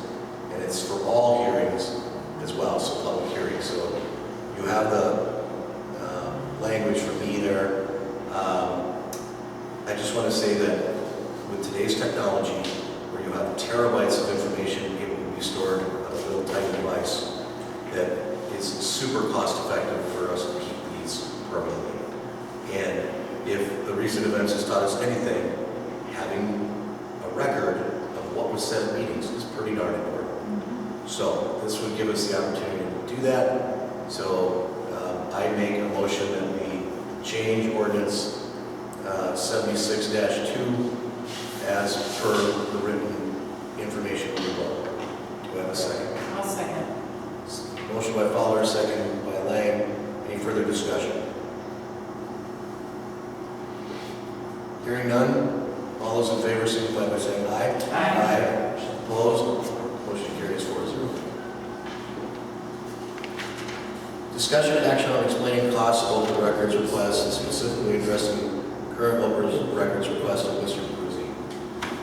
So, Mr. Abruzzi, I'm not here to single you out, but every time that we do have an open meeting request, it's not free, right? It costs us to have our attorneys redact information, determine what's privileged, not privileged. I actually have a email from our attorney who's indicated we've spent almost $600 on your request. So you've been provided 100 and some odd pages of documents. You know, what else are we missing that would satisfy your request? And please feel free. I was provided with a fee schedule or a fee request for your work, which I did pay out of the receipt for. And under the statutes, Wisconsin statutes 1931 through 1938, anybody is entitled to an open records request and subject to the same fees. So if we're going on 6 weeks since that request, that hasn't been fulfilled yet. Okay, So you've been provided with 100 and some odd pages of your original request, correct? that's correct. And then you supplemented your request to include additional information, correct? No. It was, no. The first request was not fulfilled. It was outlined in the emails to the clerk. And I believe you did get, I have no reason to believe you didn't get any of my emails that I emailed the former clerk. Okay, so what are you claiming is outstanding? Because we've racked up, and I understand we're not charging you that, but I want you to know, because you're on the planning commission for this town too, okay? I don't want to have, it costs us money to do these, okay? So I'm just trying to cut to the chase. What are we missing for you that would satisfy your request? What are you missing? Yes, what are we missing? Well, phone records that show all calls coming into your official town phone forwarded to a phone number 8877, which I believe makes that phone also subject to this records request. Okay, so let me parse this down. So you have been provided with the town's billing record of the town phone, correct? Correct. All right, so that record shows that I had my calls forward to a different number, correct? Correct. And it's your claim then that makes my entire phone public data? Not necessarily. Because I can tell you it doesn't, okay? What it does do is if I use my phone to discuss town business and create a record, which I've already given you, text messages, emails, etc., from all my personal accounts, okay? The only thing that you are missing is date and duration of a call made on my cell phone. And yes, and some identities and which one made certain calls or text messages, yes. Okay, you're entitled to documents, not an explanation. We don't have to answer interrogatories or questions. What we have to do is provide documents. So you've gotten a record of the duration of the call from whom to my phone, correct? You've gotten that from the town, right? Not from which phone. So I am done discussing this right now with you because yes, I have been singled out here. So I'm just trying to get to the bottom of what will satisfy, because we've spent almost $600 on attorney time for this request, and I'm just trying to figure out what it is that we are missing, because I think you've been given everything that you're entitled to law. And you could have reached out to me by email? You could have reached out to me for the same information and not cost the taxpayers $600. You could have done that too. No. Usually a public records request does not have to go through an attorney for approval. You just... Oh, yes, it does. Yes, it does, because if you're requesting information that is not subject to the act, that's a legal determination, and that happens in every data request. In fact, from the request from the reporter, our attorney had to review those too. That's common. And I'm sorry if maybe you didn't know that, but spent $600 in your request. Mr. Chair, I paid your requested fee for this request. And I'm not disputing that. I will leave it at that. Thank you. All right. Well, I brought this to the agenda so that people understood there's more to it than just the fee. I'm not suggesting that anybody isn't entitled to do this, but just be mindful of what it costs. That's the only point I put this on here. And I'm still confused as to what further that you think you will get from the township that we haven't already provided. And you haven't provided me any clarity on that. And I agree with you, there doesn't seem to be a point in discussing it further. Anybody have any questions on this item? I do. So my understanding is that the first hour we provide as essentially a service, and then after that we have a fee. That's correct. Are you suggesting that the fee is inadequate that we charge, or what is the implication on that? Well, the statute lays out what the fee schedule can be. We are in compliance with that statute. But I just want people to understand that when you make a request, there's more that goes into it to the town's expense than just what you're paying up front. And I just wanted that to be clear. That's the only reason that I brought this to the attention. I am really not trying to be rude here, but he has every right to do what he's doing. And you at one time also requested an open records request. So I just think fair is fair. There are certain stipulations where information does not have to be released. I read it today. I don't see where any of the information he's requesting meets any of those standards, and he has a right. I mean, maybe we need to change our policy, and I don't know what state statute is on paying attorney's fees, but maybe they need to split those costs with us. Maybe that's something we need to look at. Yes, and I think that was, again, part of the reason I brought this up, is that it's not free. Everybody has a right to do it. I was given a bill for $330 for mine. So I get the fact that it's going to, can cost money if you make a request. But all I'm trying to get at is there's other costs that we're not able to recoup at this time when these things happen. Can we fix that? Is that dictated by state statute? Or are we allowed to charge attorney's fees a portion and recoup some of that money and have the requester pay part of that attorney bill? That would be a question for our town's attorney. Okay, can we do that then? I'll make a note.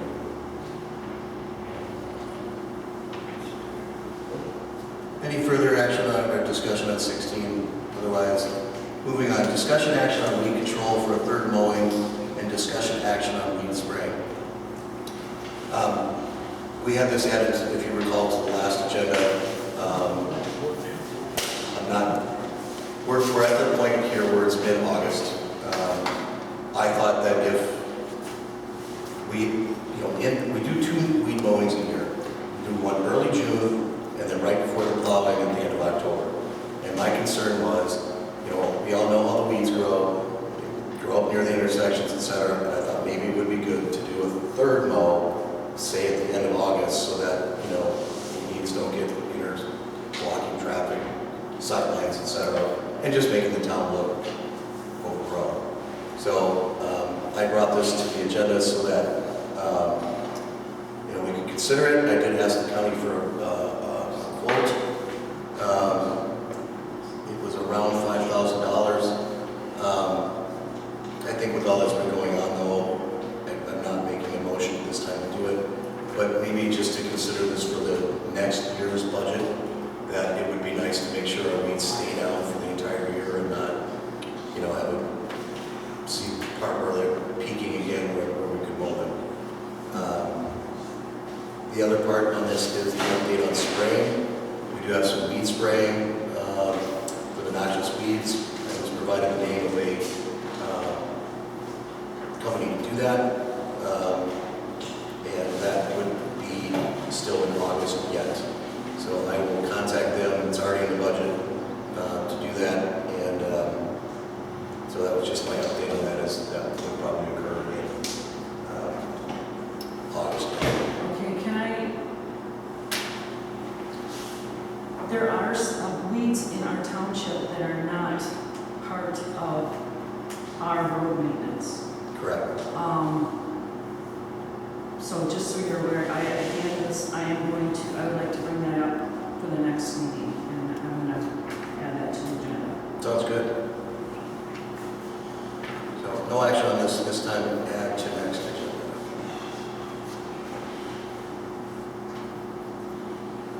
Discussion action on getting opinions bids for roof repair for a concession building which is leaking.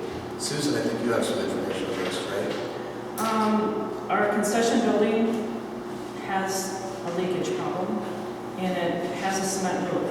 So I would make a motion that we entertain at least 3 different companies to come and give us an estimate to repair that roof by, it's gonna need like a latex covering with a metal shell over top, because it is a cement roof.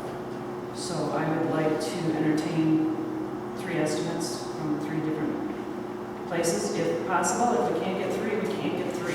But I would like those estimates in by our next meeting so that we can go forward. That would be a clerk thing, right? And we're not doing, does anybody have any idea what this would cost? That's where the estimates are gonna come in, and because this is our parks. But off the top of your head, do you? No, I do know? not. Not without someone getting an estimate. I did have a company come out and look at the building to say whether this can or cannot be done. That's all the farther I've gone. So therefore, I'd like to move forward that we get estimates. If you want to call a company and ask them to come out and give us an estimate, that would be wonderful. No, that wasn't my question. We just need to be careful, because I think if it's over $5,000, we have to get bids. 25, yeah, well, we're going to. Or is it $25,000? Yes, 25,000, and I we're hope going it to would get cost bids. $25,000 for this. And We don't want to call it a bid then, because that. I still want estimates. Yes. I want estimates. Yep, they call it something else, but thank you. I want Yes. estimates, and then going forward, the costs of this would come out of our park fund, not out of our general. Well, I think your motion for today is you would like to authorize getting 3 estimates for Yes. the repair of the leaking concession building by next meeting. Is that a fair statement of your motion? Yes. So, or second. Motion by Susan, second by Rachel. Any further discussion? Hearing none, all those in favor signify by saying aye. Aye. Opposed? Motion carries 4-0. Discussion action on County Highway Department report regarding stop sign at Daly Road and McCutcheon Road.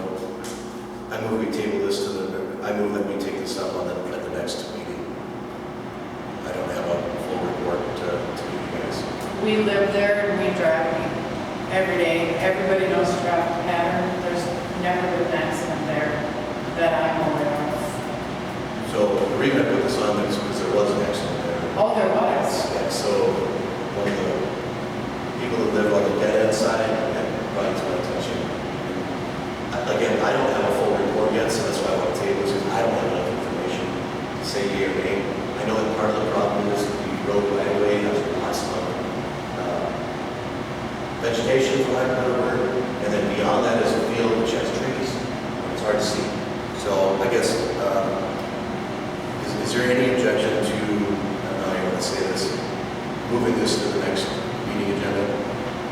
No, All right, we'll move to the next meeting agenda. All right, discussion action on hiring process and update on applications, we set workshops and to discuss and review applications. So as I mentioned a little bit in my chairman's report, we did have, I think, a very successful booth. I've received a lot of inquiries. I know some of you are receiving inquiries.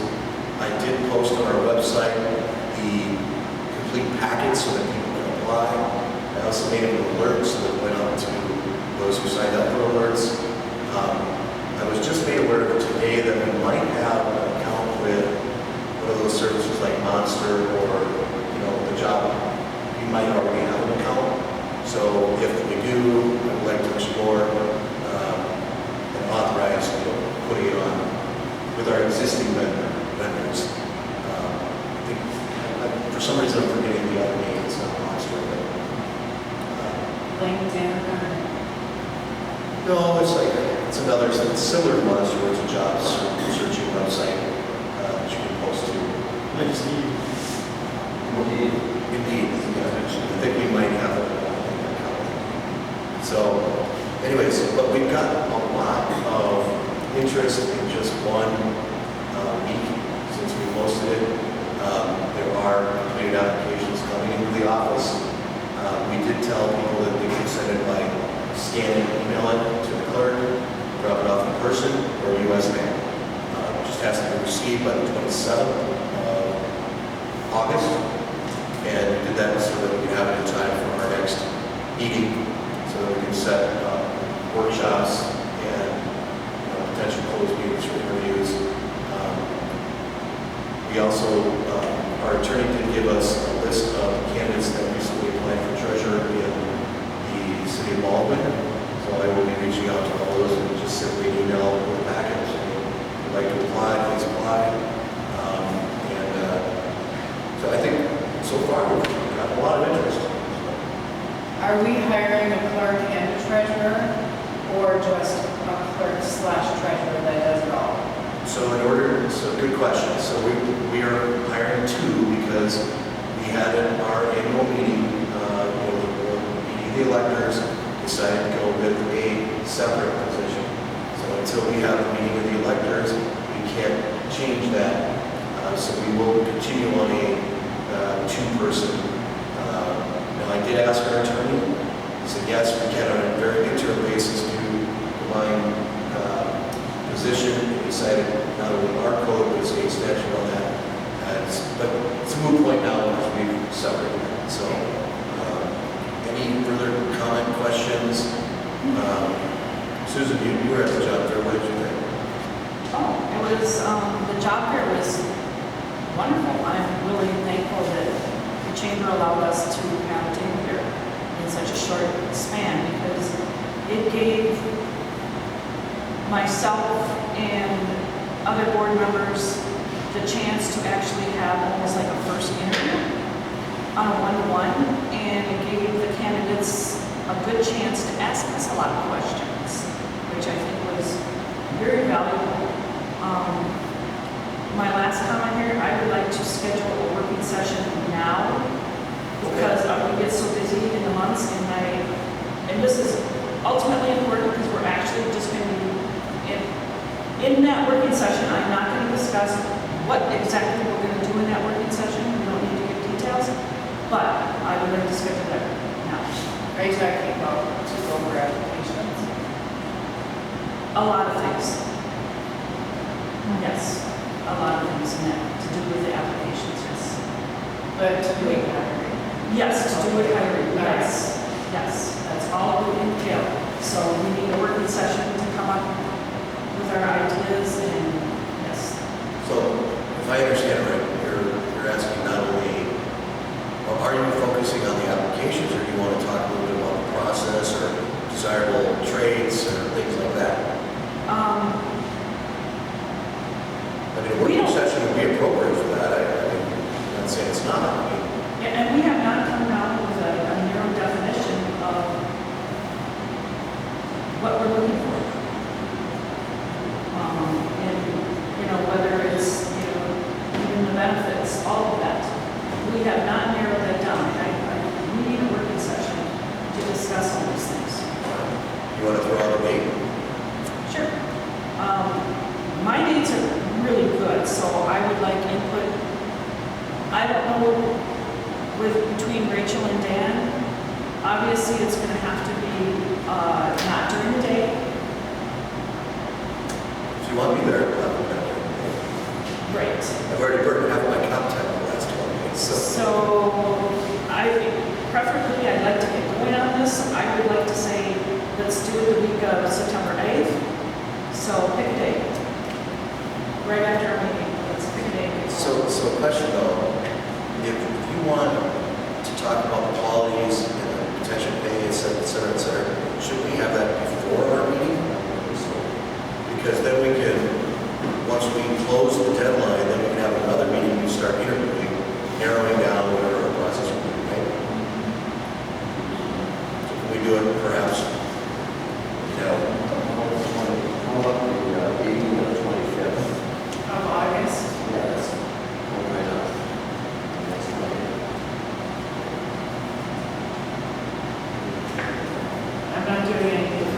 are right now, so I'm pretty okay.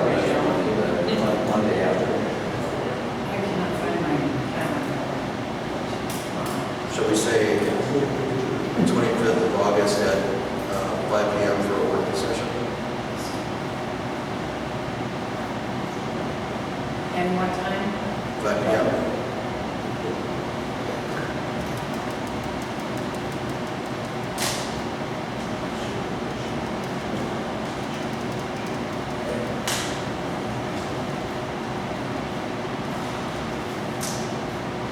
Do you want to go ahead and set up the second one right away after the September meeting?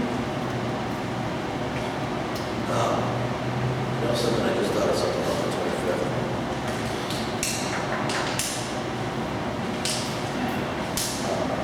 Move it to Wednesday night. That would be better. Yeah, that would be on the night of the, for applications. Sounds good.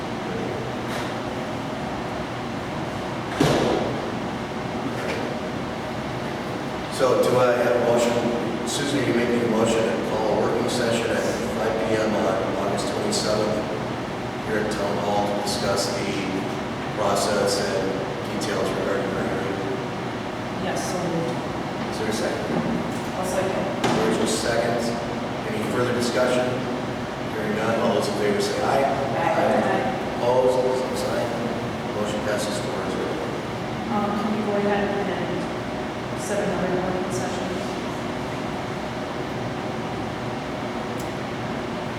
You know, we can set another working session at that. Yeah. I just don't want anything. No, I understand, but you know, like, I mean, I like yelling about it. That's fine. All right. Discussion action on tree removal on Trout Brook Lane, or sorry, Trout Brook Road, from Bear Drive north to the town line during bridge construction. If I remember correctly, this was an insanely expensive project. And I don't remember the number. Does anybody remember the number?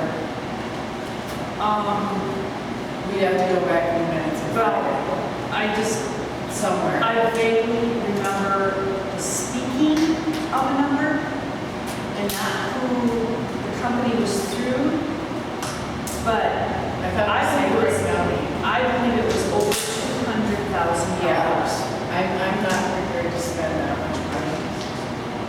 Maybe we go find some really bad trees and cut some of them down, but we can't. $200,000. Yeah, obviously, if somebody calls a tree dangling over the roadway, we're going to respond to that. Absolutely. And we have on that road this year already. I think we need to look at, from Robbie or Highway, you know, what would be the revised cost, because I think, if I'm not mistaken, we knew about this and it made it into sort of the plan for the bridge construction. Question is, I think we should verify what funds, you know, who's responsible for what percentage, do we budget for it, what's the final number with, you know, today's dollars, and move this to the next agenda on September 3rd. Another thought too is, you know, Foster always used to work with the inmates and they were free. What if we could find somebody like Scott, who's an employee of the town already, to go out and cut down, you know, the ones that they feel are dangerous? Maybe kind of brush it out a little bit, clean it up, and work with the inmates for free? Well, the inmates are going to, we're not going to give the inmates chainsaws. That's not going to happen. Why? They've been doing it for years. No, Tim is, he handled the chainsaws. Yeah, they're not allowed to handle chainsaws. Oh, gotcha. They But, just did the brushing. Right. I think there's an issue also from the standpoint that you have to close down the road. You know, right? Because what we're looking at is the trees that are leaning and with heavy snowfall or whatever would fall into the road. Like it would be nice if we could identify those that are at risk rather than, you know, just kind of take everything in the right way or something like that. Sounds to me like the consensus is we need more information on a number of fronts, right? Yeah. All All right, so is there any objection to moving this to the meeting September 3rd? And we will, I will contact Highway and get all this information, or Frank can, and get a more detailed breakdown of what it's going to cost. And is only St. Croix County the only ones that can do the tree removal during this time? Can there be another company? Like Will Will River. River, Yeah. Save a Tree, because from my understanding, the bids are less when the road is shut down.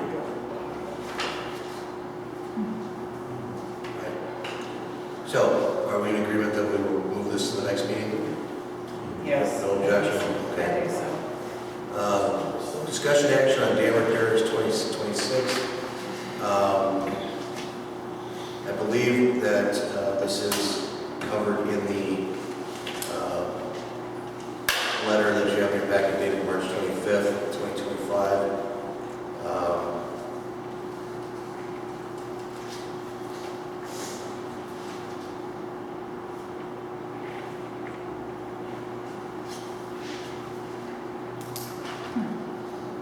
Okay, so, and just to be clear, ours would be a portion of this, or how does that work? Yes.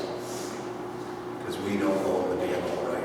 No, I think we're like a 10% over again. Right, I believe the total cost is, if you move the decimal point one over to the left, would be the cost to us. The 2,000. Correct. Okay, Do we have a motion to authorize the proposed dam repair in 2026? Can we verify that it is 2,000 before we authorize? Because it says your price for items A and B, 22,436. Yeah, that's addressed to the city of Hudson, so I believe that, and they're the majority owner. So I would make a motion that we approve the quote as presented by Automatic Systems Company for dam improvements, I'll call it improvements, modifications,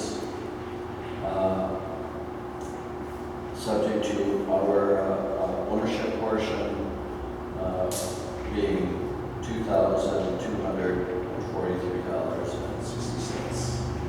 Perfect. I second that. Any further discussion? All right, hearing none. All those in favor signify by saying aye. Aye. Abstain, 1.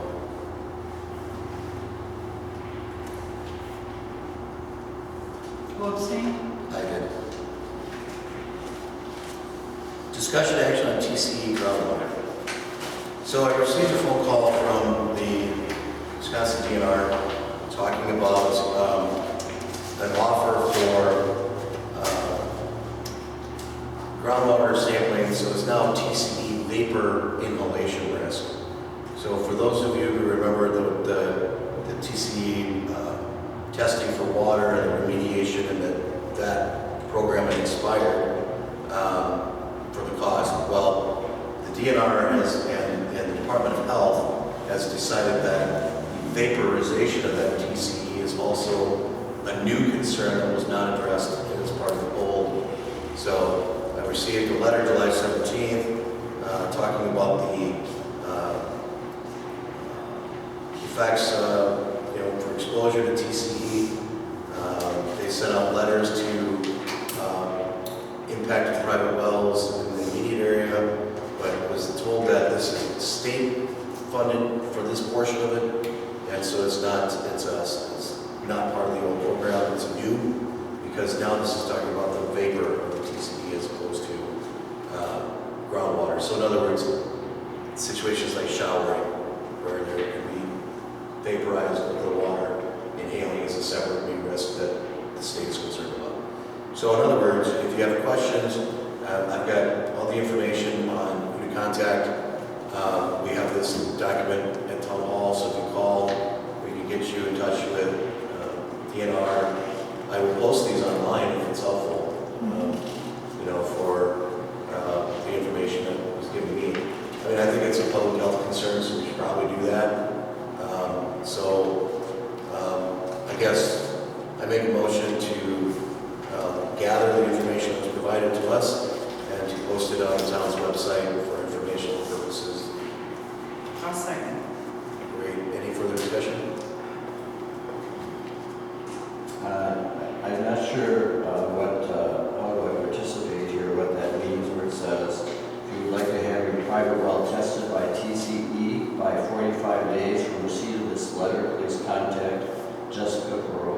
So I'm not sure that the window of notification is 45 days from July 17th letter, or it's saying that you want the well tested within 45 days. It seems to me that the window is that if they want the pre-testing, sure, they should get their request in by 45 days from July 17th. Correct. And obviously, this is the first meeting we had since getting the notice. All right, so I moved, and who seconded? I did. Rachel. Rachel seconded. Any further discussion about posting this on the website, all this information? Hearing none, all those in favor of posting this for the public to see on the website, signify by saying aye. Aye. Opposed? None. Motion carries 4-0. Discussion, action on proposed purchase agreement from Celeste Coburn. Coburn. Why don't you come up? Okay. And I apologize. I should have had you up higher. I thought I had everybody that was here up on the top. And No, I that's apologize. quite all right. It's very interesting. All right. I used to Tell us work- about this Okay. proposed purchase. Okay. Where we're talking about. All right, so if you got this packet and you pull it out, it's easiest with visuals. Just to go over the ownership, Lot 1 is the one that contains the dam. St. Croix County owns 50% of it. Both the town and the village own 20%. No, I'm sorry, the city and the village own 20% each. The town owns 10%. And that's all from the terms of back in 1967 when NSP, now Excel Energy, gave up the dam and conveyed it to the units of government for $1. Lot 2 is a parcel that is owned 100% by St. Croix County.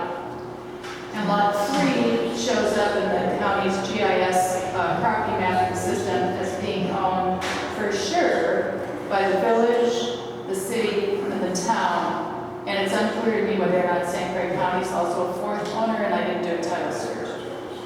The reason that I made this offer is because on June 19th at the St. Croix County Community Development Committee meeting, there was an agenda item to consider the sale of properties on Lake Malibu. As I said, I've lived in Lake Malibu for 32 years. I knew nothing about it. I looked into it. I found out at that time that a developer called Railroad Properties of Hudson LLC had been in conversations for quite some time, formal and informal, with folks from the village of North Hudson about purchasing at least portions of Lot 1, Lot 2, and Lot 3 that would also enable him to do a bigger development than what he's currently proposing on that skinny strip in the middle where he's asking to have it rezoned. Over the 32 years that we've lived on the lake, we have witnessed the continued loss of open space and natural habitat, and now increasingly intensified redevelopment lots where a house that was a 1 or 2 story walkout built in the 50s or 60s gets scraped after they buy it for more than $1 million. And then people are putting up houses that one of them is as high as 4 stories, and it's huge and very out of scale. And regardless of the aesthetics, my concern is that the continual loss of these open areas and more development, especially new residential development, contributes to the very poor water quality and increasingly poor water quality that we have in Lake Malibu. Now remember, Lake Malibu is also the last impoundment of the Willow River, which is 70 miles long and has a 182,000 acre watershed dominated by ag land uses. So our water is already impaired in the Willow. Some of of the contamination settles out the upstream Little Falls Dam, but Lake Malibu and the Willow River have been listed by the DNR as being impaired water since the early 2000s. And none of us caused this problem. None of us can fix it on our own, but I think we should each do what we can to not make it worse. So I did my work, and I found out that the properties had been appraised by the Village of North Hudson for a total value of $61,000 for 5 acres of land with waterfront on the St. Croix on Lake Malibu. I found out what the developer was offering for the property, and I put in a better bid. So this is my bid based on the town of Hudson's percentage ownership. And I'm bidding far above what your appraised value would be based on your ownership share. Just to bring you up to date procedurally, this item was considered first by the county at the County Administration Committee meeting on July 15th, and the county decided that they would not sell their interest in the property. It was considered next by the Village of North Hudson Board just last week on August 5th, and they also decided that they would not sell. And in the meantime, the developer's purchase offer expired, and he actually never made a purchase offer to any of the other owners. He did not make an official offer to the county, he did not make an official offer to the village, or I'm sorry, to the city or to the town. I made offers to all the owners proportionate to their interests and based on the other offer that was already out there. Now, I was told on August 6th that the city of Hudson will not take up the offer. In fact, they've gone ahead and rejected it. And so the only one where nobody's taken any action yet is the town. It's up to you. And again, my offer does not include any responsibility for the dam. I'm not talking about anything like that. I don't know if you want to talk about this. The way that I put together this proposal is also intended to highlight the current comprehensive planning, what the documents for the different owners say about how this property should be remain undeveloped, which is what all the comp plans say, it should remain undeveloped and protected, and also to highlight the interests that each of the local government owners have in the property and in its future uses, and how your interests may be affected if there is residential development that goes forward. So, any questions? I'm happy to respond. So, was the biggest concern that you have potential development by developers of this area and surrounding land? I strongly oppose any development on the property, and one way to do that is to buy it. So my plan and my purpose, if I were able to acquire it, would be to purchase it for preservation.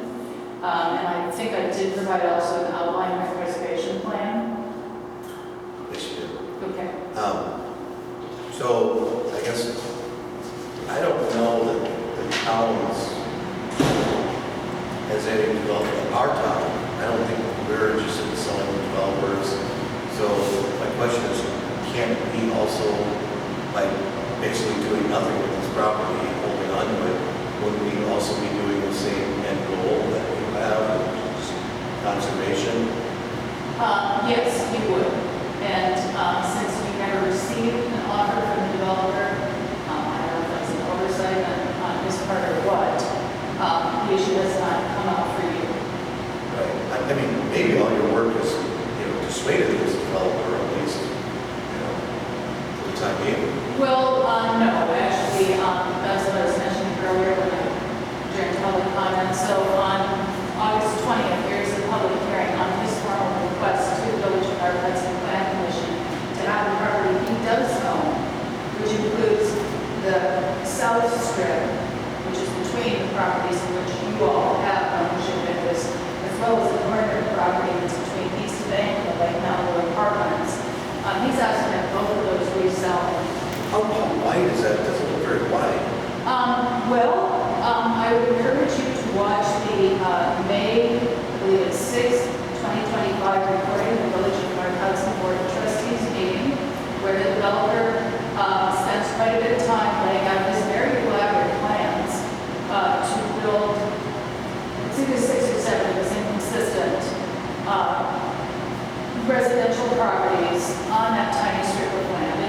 asserts that he could actually do it in the existing zoning, which is wrong. Conservancy zoning does not allow any residential development. That's why he wants to get it changed. He asserts that he can meet all the setbacks. There's a minimum 100-foot setback in the St. Croix River and then about 50 feet from Lake Malibu. He also poo-poos the notion that the whole area is mapped as being the FEMA flood hazard zone AE, and therefore subject to Village of North Hudson floodplain zoning, which prohibits all capital structures within that floodplain. But I do encourage you to watch that tape because it really sounds like a number of people on that board have made up their minds to get what it really wants. Any questions from the board? Yeah, I did receive that packet. So Okay, do you want a copy? I would actually like more time to think about it. Can we talk about this next meeting? Well, okay, the terms of my offer actually expires by September 1st. I made it longer to give everybody more time. Well, how would you like me to handle it? Because obviously you've been here all day, you've heard all the stuff that's on our agenda. Yeah, well, I think you're very busy, and I think the practical matter is that, the county took it up first, they are the majority owner, because they actually own the parcel 2 100%. What has been said by the Village of North Hudson and by the city of Hudson is, well, if all the owners aren't going along, there's nothing to talk about. So frankly, at this point, I think my offer is basically moot beyond bullet right now. My main point is I really encourage you to take a look at your own interests and how they will be affected as owners of 2 parcels on either side of this area where brand new residential development is proposed and where the whole thing has been known forever as being parts of conservancy land that is to be kept undeveloped and protected because it's identified as sensitive habitat, because it's in the floodplain, and because it would be a great loss, in my opinion, of community amenities for us to be denied the potential to have an actually officially developed parkland down there. And right now, people are using it as a de facto parkland. If you drive down there any nice day, you'll see dozens of cars parked. There are paths running on the St. Croix River. People are fishing along Lake Malibu. And if residences go in there, and these will be high-end, you're going to result. They're not going to let you walk around without a get burned. That's my 2 cents. Well, let me just say on behalf of the board, thank you for your presentation and for bringing this issue to our attention. Because obviously we've not following that, and now we know where to look. We can gather the information, and if you want, you can give me an email on what to do, because I think we're just not going to get to your item before it expires. And so if you want to check back or whatever. Okay.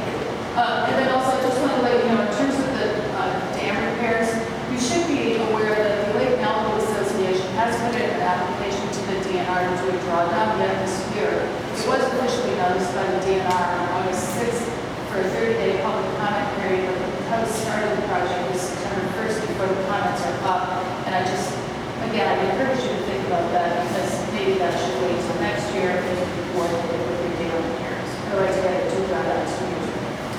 Understood. I did get that. Okay, good. Any other questions, Ray?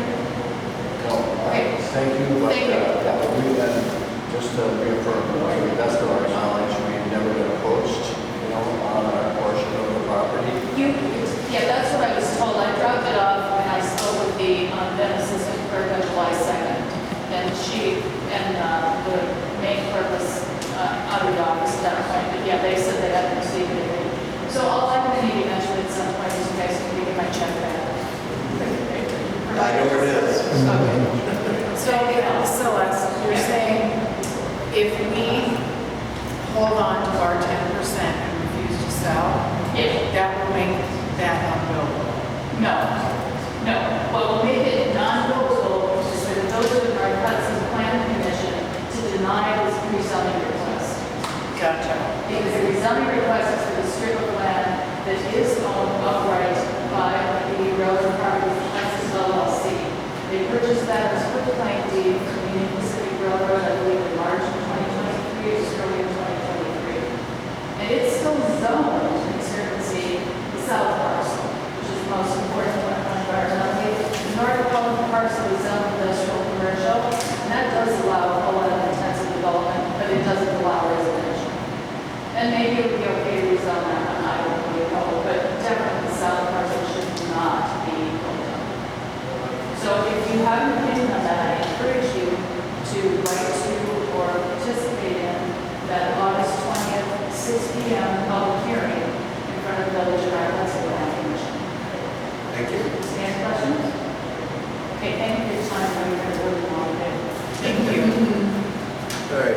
Communications and items for future agendas.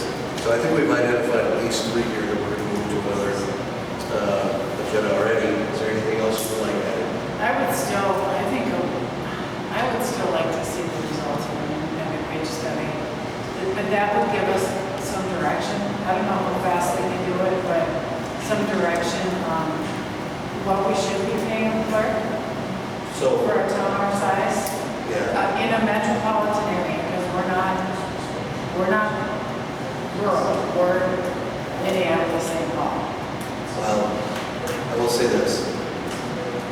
I think our calculus has changed a little bit because I think when we made that motion originally to have the independent study, we were talking about what would be the proper compensation for the shop. Now we have people who could be brand new employees, right? They could be never been a clerk before. And I know you disagree with my study, but I took the largest towns in the state of Wisconsin that are presumed the highest wage payers. And so we now have a range of, at least for comparable towns of our population size, to set a wage. And I think we've already got a workshop coming up to do that. Because now we're removing things like experience, et cetera. So I think that is the right thing. Here's a service, in my opinion. everything disappears. Okay. Anything else from the agenda? I think that it should be appropriate to put on the agenda consideration of joining the Wisconsin retirement system.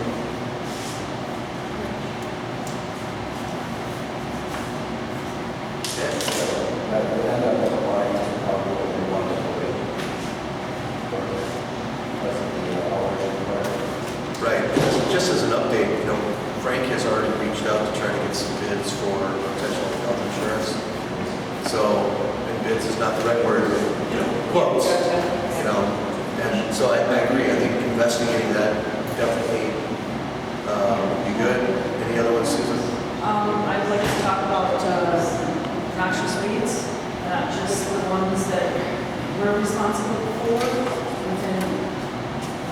but I'm noticing spots that have weeds, that have thistles that have never been there before, and that's not herbs that we can mow in our township. I would note also, I did leave the noxious weed posting. I did notice that, that's what, this is exactly what's bringing this to my attention. It's because of that notice, and I think we need to identify some of the places that we may have to send out a notice to in our township. Okay. Anything else for next meeting? I have one thing.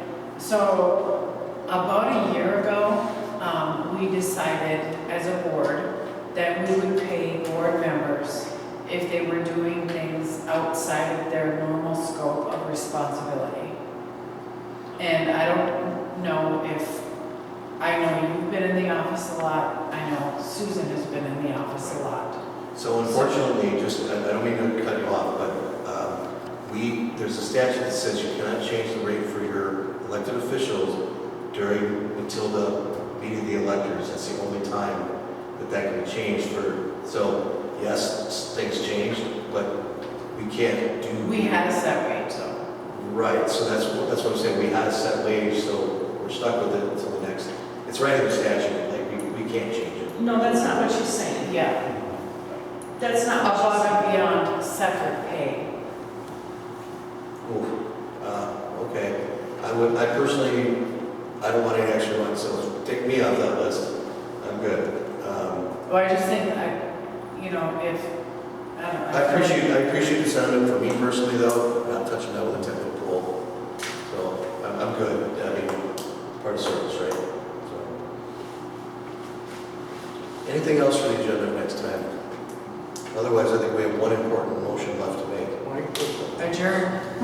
All right, motion by Rachel, we have a second. Second by Dan.